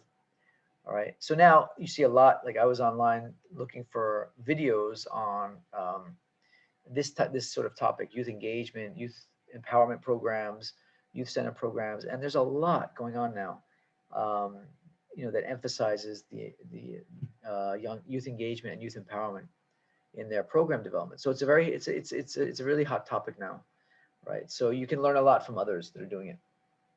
It's an easy way to sell program plans and strategies to the community because people are aware of it. People are, they're hearing it all the time, right? And so maybe you guys are familiar with some of these types of programs now that are sort of hot topics or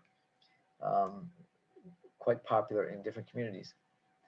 The problems with it is that an activity flourishes in one community does not necessarily mean that it's going to be useful or even popular in your community, right? So there may be some types of programs that work very well in sort of middle class communities, that require a lot of extensive equipment, or they require a lot of resources, right? But if you try and do that program in like a kampong somewhere, it doesn't really work very well. Either the people can't really relate to it, or they just don't have the resources to really carry it out. It's not really relevant to their situation, right?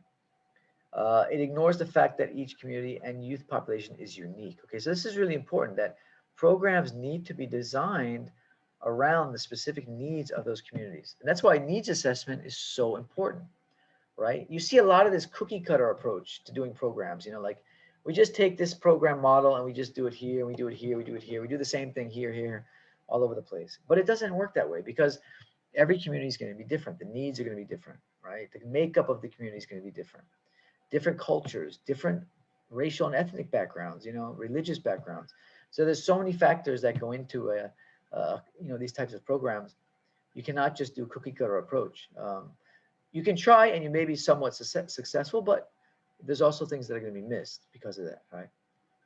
So recommendations they give are that youth leaders should also test these types of ideas with the youth community. So before you do it, maybe go out and talk to people, talk to young people in the community, and see what they think, about this type of program. This is the advantage if you have a really youth-centered program and young people are involved in the planning. They'll know, right? They'll say, you know what? No, don't do that. That kind of program is not going to work. The young people here are not going to be interested in that kind of program. Right? So that's one of the big advantages of having a youth-centered program approach, is that you have youth involved in the process, and they can tell you, right? Or they'll go out and speak to their friends and tell you, no, this is not going to work. Okay, so not just youth, you can also talk to parents. It depends on the type of program, right? If it involves the parents or the adults as well, you can talk to them also. Okay, so this is called a current practice approach. Okay, so now I have to erase my little marks here before I move on. Okay, any questions? Should I stop for y'all with me still? Yes. Okay. And so here's some of the other ones, and I don't know if I need to go through all these, but there's something called express desires approach, right? And this one is really to allow the young people to express what kind of program they want, right? And so that's very directly youth driven, all right? There's another one called prescriptive approach, all right? And this tends to be more deficit oriented. So it tends to be more therapeutic if there's a specific problem in the community, right? As it says here, to address dysfunctional behavior, for example, if there, crime, snatch thieves, something like that, there may be what's called a more prescriptive approach, all right? And it's more of an intervention rather than a youth development program. Okay, so those can also be used. That can also be used for certain situations. All right. A cafeteria approach, and this is where a wide variety of opportunities are allowed by the young people, so they can choose what they want to do, right? So you have a program, but then within the program, you may have different types of activities, and so that way young people can sort of choose what they want to do. And this is a very flexible approach. It gives young people freedom to, to choose what they want to do. But of course, it's expensive. It's also, it takes a lot of time, right? And there may be a lot of wasted effort because you have to offer a lot of different options for young people. All right, so I'm just going to go through some of these quickly. All right, that's called cafeteria approach. Objective approach, and that's driven more by the underlying developmental accomplishments that you want to see young people achieve. All right. Okay, so I'm just reading through this.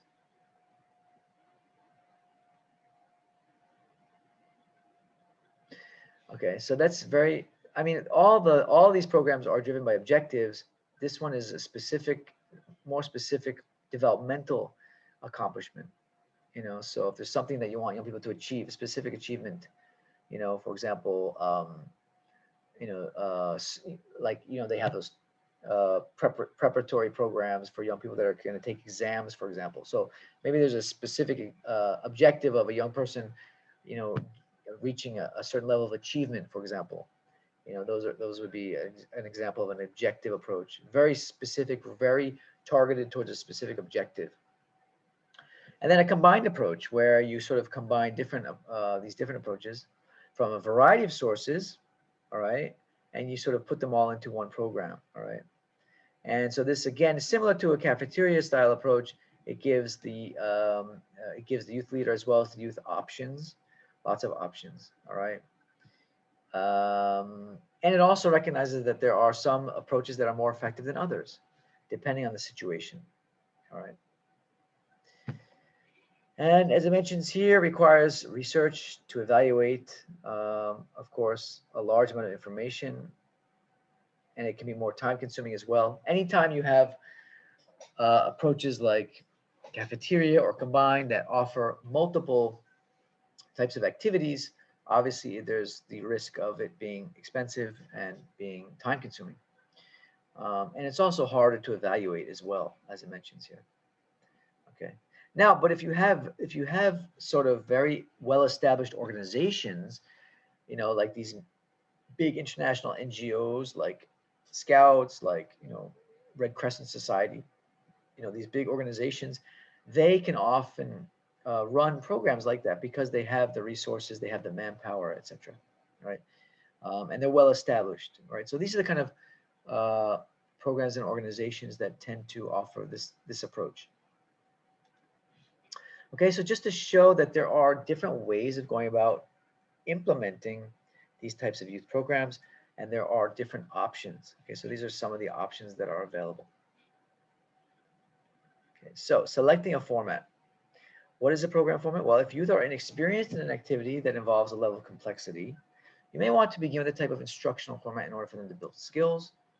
Okay, so there's different types of program formats. So you can have competitive formats like leagues, tournaments, and contests. All right, so if it's a sports, if it's something related to a leisure activity, it can be competitive. Okay, it can be a drop-in or open format. This gives young people a sense of freedom. They can be ongoing and self-directed. So like you have youth centers, right? You have community centers.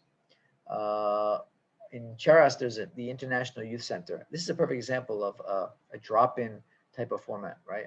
So the International Youth Center is open all the time for young people to go there. They can use the gym, they can use the the computer facilities, they can use the library, they can have meetings there, they can have programs there.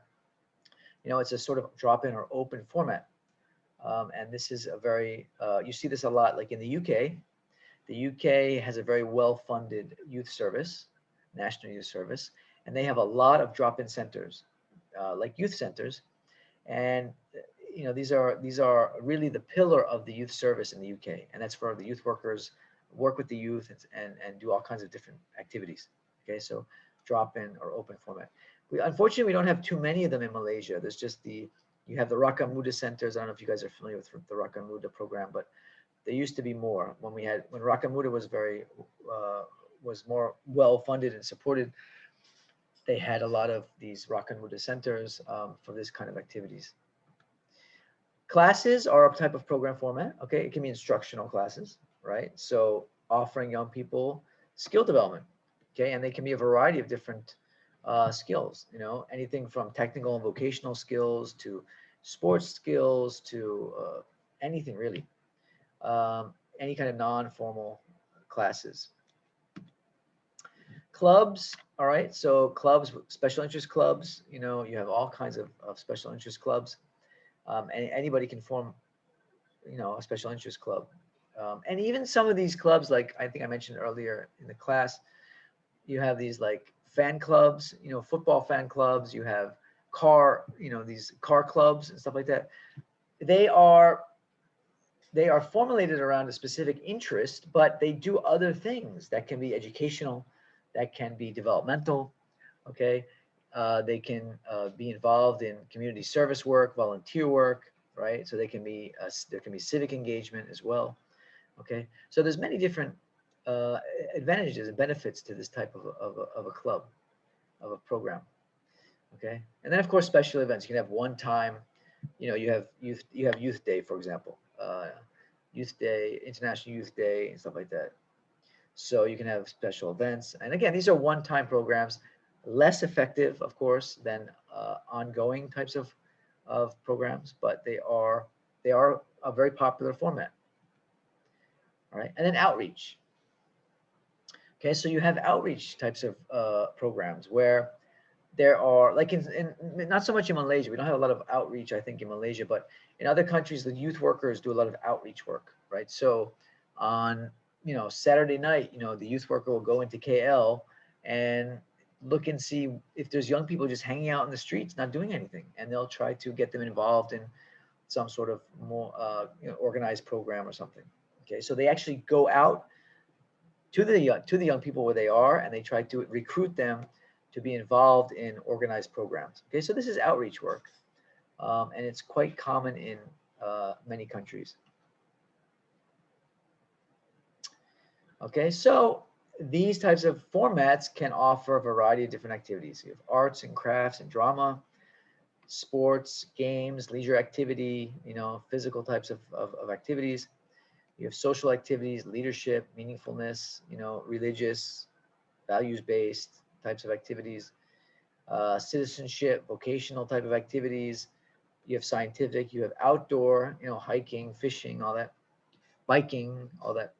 And then of course you even have travel like world, and of course not now during pandemic, but there are a lot of youth exchange programs, for example, that are international and global. All right, so there's many different ways of doing these types of programs, many opportunities, many options for activities. Okay, so any of these can constitute good youth programs. Now we talk about program implementation, and are there any questions? Do I have to stop? Anything anybody want to ask?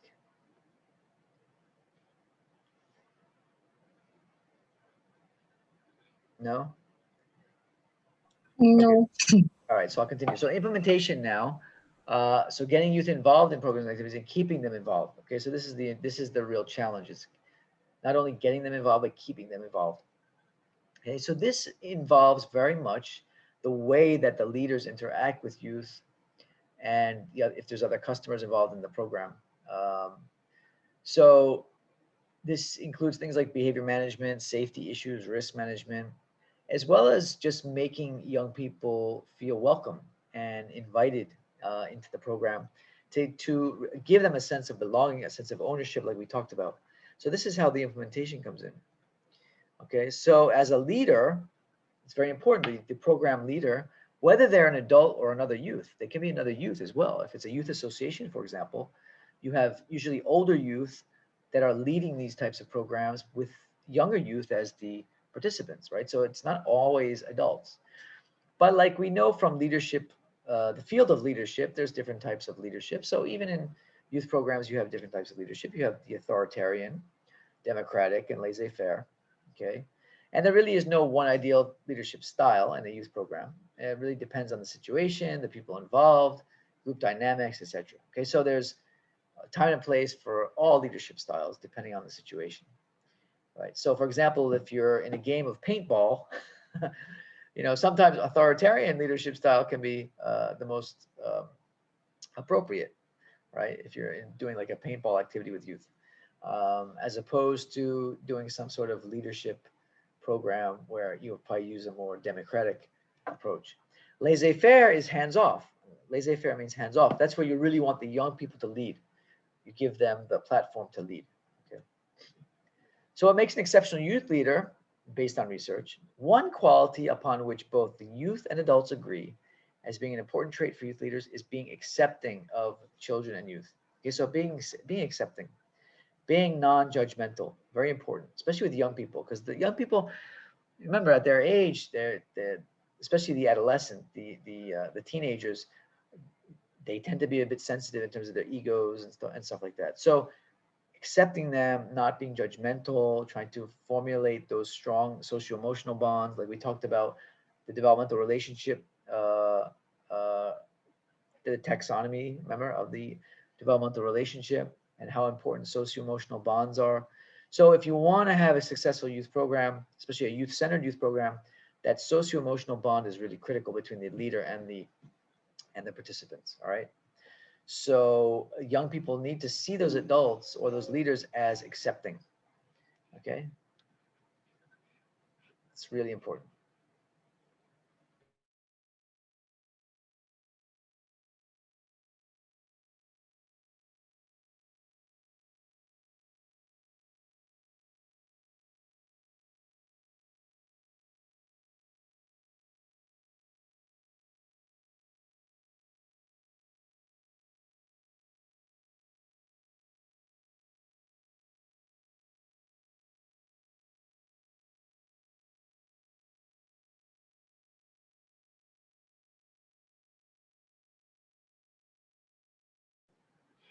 Sorry, just needed a second.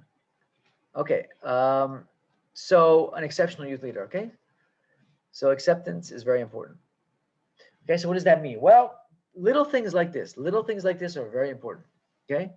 Likes to talk with young people, be with young people much of the time, smiles a lot, treat them as equal. I mean, these are like what we call pretty much standard, basic, socio-emotional kinds of things. But they go a long way in youth programs and making young people feel welcome in youth programs. Isn't interested in changing me, but likes me as I am, seem to see my good points more than my faults. This is, of course, coming from the youth perspective, right? Doesn't mind if I kid him or her about things. So there's this sort of, you know, a sort of informal relationship. It's very interested in what I'm learning in activities, is very interested in what I'm learning, and tries to understand how I see things. Okay, so good youth leaders, they take a real interest in the young people in their programs, right? It's not just like you're happy they showed up and then that's it, you know. And this is really what good youth work is all about. If you're a youth leader, you're really a youth worker, and this is what good youth work is all about. And we're going to learn more about youth work later in the semester. Okay, so when it comes to leadership consideration, Brandwine's the Great Eight. So they talk about the Great Eights, okay, because they all end in eight. So motivates. So good leader and in a youth program will motivate the young people, all right, by actively participating, by maintaining a good and positive attitude, by being enthusiastic and energetic. Again, you're working with youth. You have to be, you know, you have to mirror that energy that young people have, right? And you want to bring that out of them, that positivity and that energy. Okay, communicates. Leader must learn to listen and create an environment where young people feel free to express themselves. All right, so they feel free to come to you with their problems and issues and concerns. All right, again, that builds that bond and that builds that sense of belonging. Accommodates. Leaders who are willing to accommodate others and demonstrate a willingness and ability to compromise. All right, so it can't be so rigid, can't be so, you know, stiff and unwilling to compromise. All right. And this ability to compromise actually helps young people to develop their negotiation skills, right? So that youth also learn how to negotiate and how to accommodate others, right? It's a very important skill to have. Anticipate, okay, so the anticipating the needs of youth allows leaders to plan for their needs and deal with them in a proactive manner. So, good youth leaders can anticipate what young people are going to need at different times, all right? And the more you work with youth, the more you can sort of predict those things. You can anticipate what they're going to need. Okay, a good leader facilitates the youth to take ownership of their youth experience, to make their own decisions. Okay, ultimately in youth development, as Mutiara told us earlier in the class, this is all about youth development. Well, part of that scaffolding ability is to identify when and where it's best to let young people make their own decisions. So the more that we can do that as leaders, the better the program is going to be. Leaders must create a caring environment for young people to grow as individuals and to know their role in society. Okay, so also the importance of what we in Malaysia we would refer to as adab. Okay, adab. There's also an adab. So the young people must also realize their role in society, right? Right, and they must also learn to respect elders and so forth. So that's also part of a good youth program, is that there's a mutual respect as well. Educates. Okay, so as a role model, leaders can teach by being positive role models, right? Leading by example, all right, and working with youth within these different activities is a very powerful way of doing that by showing those good positive role model qualities. And then lastly, celebrates. Okay, so it's good that the leader demonstrates in genuine joy and excitement, right, in their participation. Okay, so it's not just like, they're just there like, oh man, I have to do this again today. No, you actually really like being there and you really like interacting with the youth and you're showing that excitement and the fact that you can enjoy what you're doing. And that's another attractive element for young people in a youth-centered program. Okay, so these are the great 8. So as a leader, it's good to have all of these. And this is a really important part of implementation of the program. Helping youth feel valued is another important part of this process of implementation, okay? So again, a youth-centered program is where young people feel valued. And especially in certain communities, especially like B40 communities maybe, or urban communities where young people are they may feel neglected and not really valued because nobody has time for them. Nobody really seems to care about them. Everybody sort of thinks that they're not going to amount to much. These are the kind of programs where it's really important that young people feel valued. Otherwise, you can lose them very quickly. You can lose them to sort of negative types of activities and behaviors. Okay, so helping young people feel valued is a really important part of implementation as well. So adding special features. So for example, when a youth leader takes time to plan and organize special features, right? So unexpected treats or things that young people are not expecting. Providing excellence, right? So providing just a high level of quality and excellence in the program, in the planning and so forth, all right? Again, this is modeling, this is setting a good example as well, right? So everything you do it with excellence, and then the young people can see that, right? They can really see that and they'll admire that. Giving personal attention, all right? So it's really important that a leader shows that they care. Keeping the facility clean and organized. So if you have a space, right, there's a space where this program is being conducted, making sure the facility is clean, well organized, right? It's a nice place to be. You want to have a nice place so that young people will come back, right? Exceeding anticipated value, all right? So when young people feel that they receive more than they anticipate, like any kind of customer, if you get more for your money, right, you're going to be happy. You're going to want to come back. So it's the same thing. Give them more value for what they're getting. And then spending time. So the youth leader needs to devote time to planning, to creating special items, to keeping the facility clean. So there is a commitment there, right? So youth leaders need to be committed to doing all these things in terms of their allocating their time, etc. So these are the things that make young people help them to feel valued. Sorry, and this is what brings them back. This is what brings them back. This is what's makes it attractive for them. Okay, so that's the program development and some of the pointers, really tips on how to implement programs in a way that will hopefully keep young people engaged, coming back, interested, etc. Okay, and sorry, I have to move this thing again. And last but not least, evaluation. Okay, so now we move into the last phase of evaluating the program. Okay, So we've developed the program, we've implemented the program, and now we want to evaluate. And we want to know how the program impacted the customer, the client, the young person, right, the youth. Okay, so to assist in quality control by measuring how the program objectives were achieved. Okay, so essentially we set out with certain objectives and we want to know whether we've achieved those objectives. That's what it's all about. So who should evaluate? So anybody who has been affected by and involved in the program can evaluate the program. Okay, so youth, parents, youth leader, staff, and others. All right, what should be evaluated? Okay, so this is where we get into outcome-based evaluation or summative evaluation as opposed to formative or process evaluation. Okay, so program structure and content, facilities, equipment, site, staff. Okay, so that is all on the process evaluation. All right. The outcomes, see, evaluation process is focused on 3 different areas. Those outcomes there are more of the summative or the outcome-based evaluation. Okay, so we have formative evaluation as well as outcome or summative evaluation. All right, and then there's different outcomes. So in some cases, the young people involved may have had a very good experience in the program, but the leaders didn't. Right? It was just too much work. It was, they had to sacrifice all their time. They had to sacrifice their own money, right? Things weren't well planned, right? So in some cases, it's not always the same for the leaders and the young people. Okay, so to make sure that these are achieved, okay, we want to measure change in the behavior of the youth. Okay, and again, if you have good, well constructed program objectives, it's easy to measure the change over time. So say your program is a school year, right? It's 1 year, you have a 1-year program, and you want to see the change over that year in a certain, maybe public speaking skills or something, so you want to create and develop ways of measuring that over that period of time.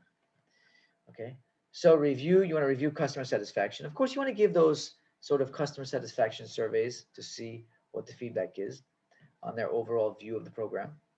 Okay, feeling and attitudes inputs. Okay, that can be a sort of check-in, asking young people throughout the process, asking others involved, whether it's adults or whatever, asking them how they feel about the program throughout the process. Okay, so that doesn't have to be only at the end of the program. That can be also as you go along.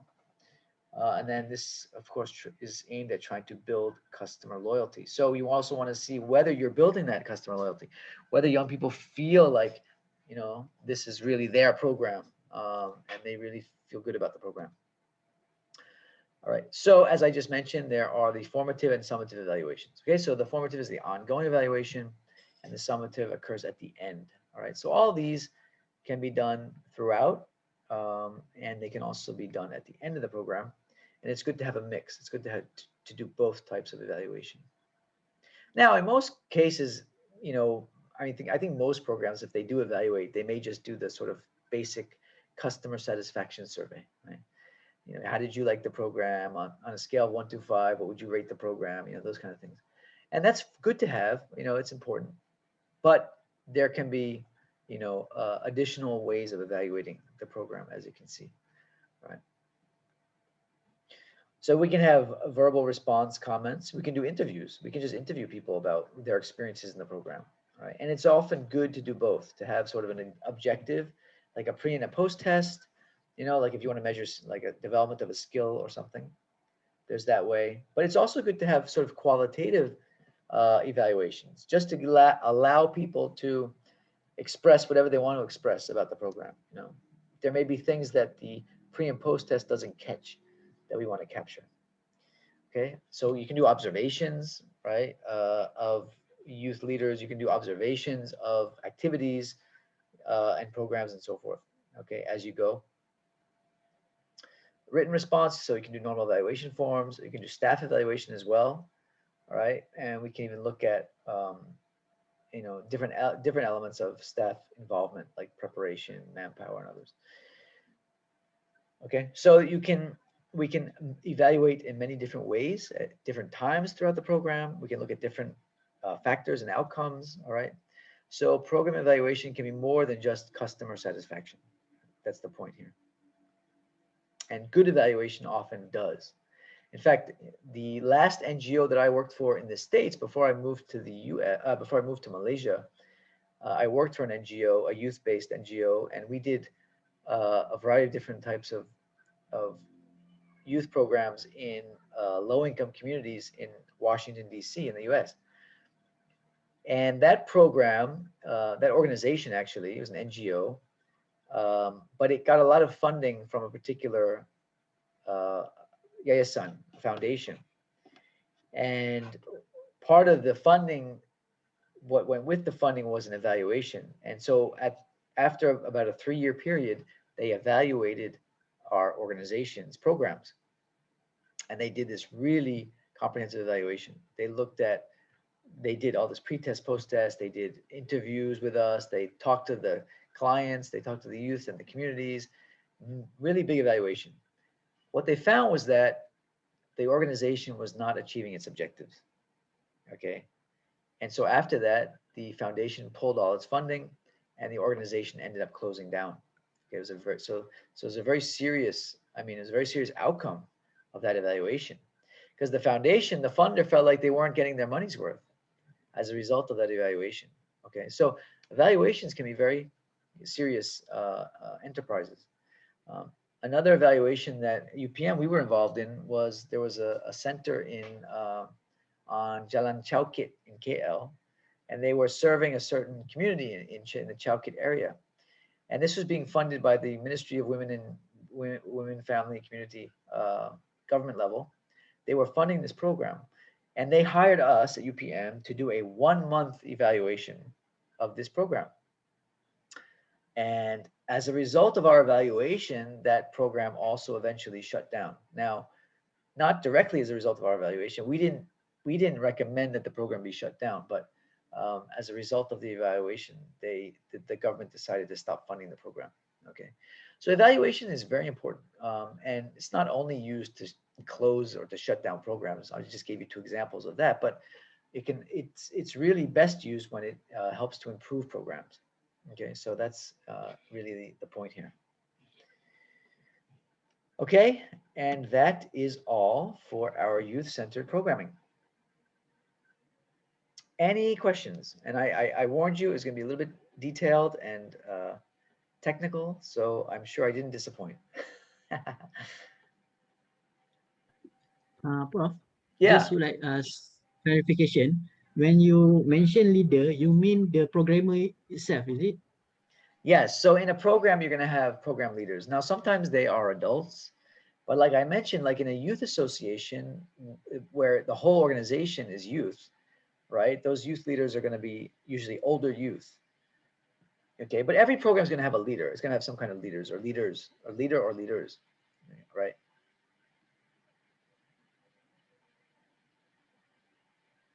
Mahfouz, you look confused. Did I not answer the question?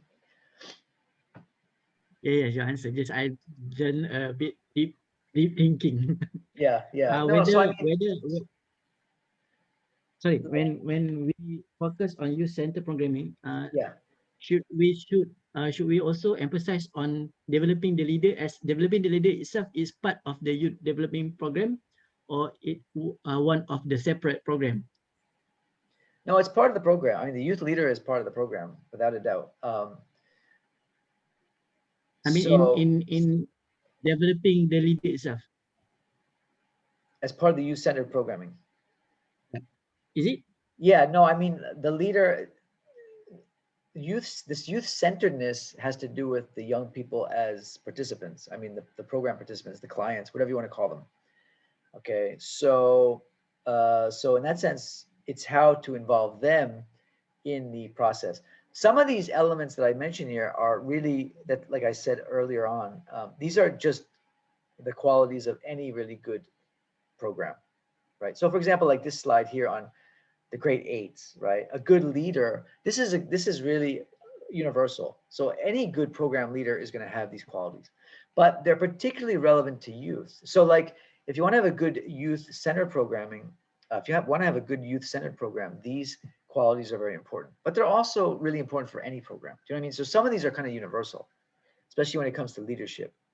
right? But again, we want to make the program attractive for youth to want to be involved and want to be engaged.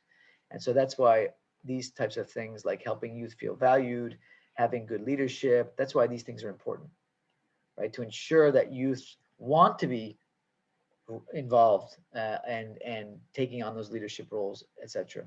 All right. So that's kind of the idea of why. I mean, leadership is important in any program, right? So what kind of leaders do we want for youth-centered programs? That's really what this is trying to say. So maybe you're a youth leader, like maybe you're a leader of a youth program. So like for you, you'd look at this list and say, okay, oh, I have to focus, I have to make sure I concentrate on this. I make sure I focus on that, but it's important for the program as a whole to ensure that the program is youth-centered and successful. Okay, any other questions? Thank you, Mahfouz, for the question. Any other questions? Okay, if not, let me, I'm going to stop sharing this one. So now I'm going to just shoot on over to Pucho Blast. Where is my Pucho Blast?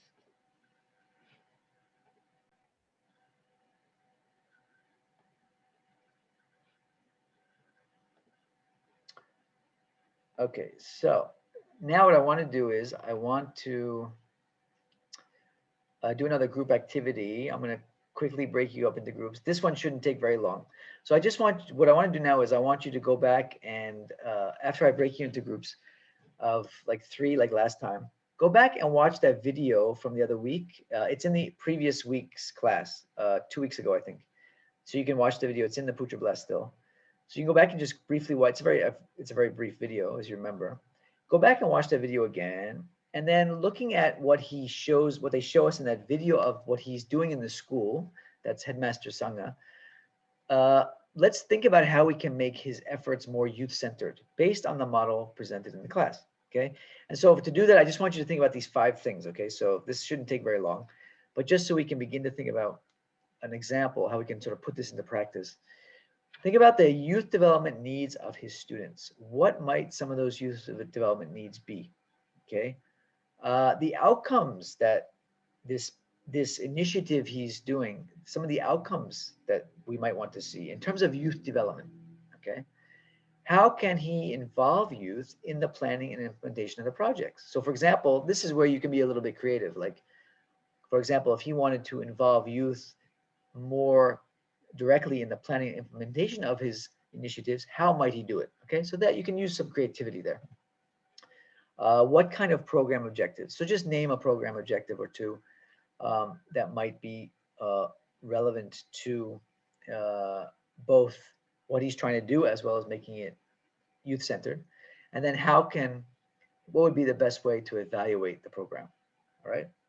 So like I said, keep it simple, just 1 or 2 program objectives only is enough. Again, just to get us sort of thinking about this in a more applied way, right? In an actual program context, okay? And you can just upload your answers here to the Padlet again. I like Padlet, it's easy to use and it's a way that we can record all your responses and we can also display them. So it's like a whiteboard, right? So it works quite well. Okay, any questions about that before I break you up into groups? So you can just use this as a gut. Sorry, go ahead. I said no, doctor. Oh, no, okay, sorry. All right, so I'm gonna go ahead and break you up and then let you guys get going on this. So I'll be here online until 9. But you don't have to come back to the main room. So once you're done, you can just sign out like last time, okay? But I'll be online in case you have any questions. Okay, so let's go here. We have how many? 26. So I'll do 9 groups. Okay, Prof. Okay, here we go. See you. Bye.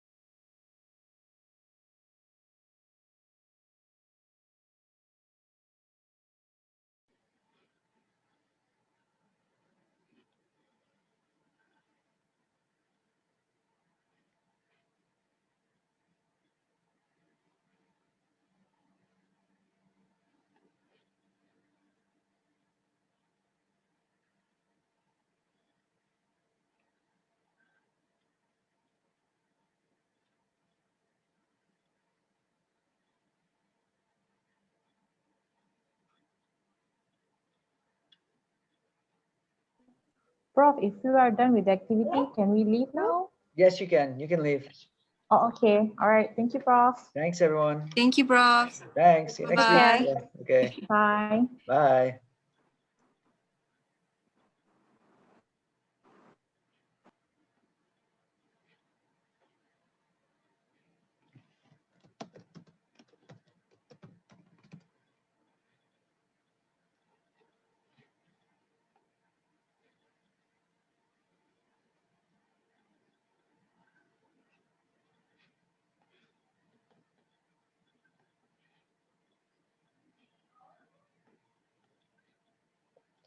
Okay, you guys, you can leave. You don't have to stay if you're done. If you want to just finish up, please by next class, just finish up your Thank you, Prof. your answers. Bye. Okay. All right. Okay, thank you, Thank you, Prof. Prof. Thank you, Prof. Bye-bye. Thank you, Prof. Okay, thanks. Good night, Prof. Thank you. Okay. Prof. Assalamualaikum. Waalaikumsalam. Assalamualaikum. Waalaikumsalam.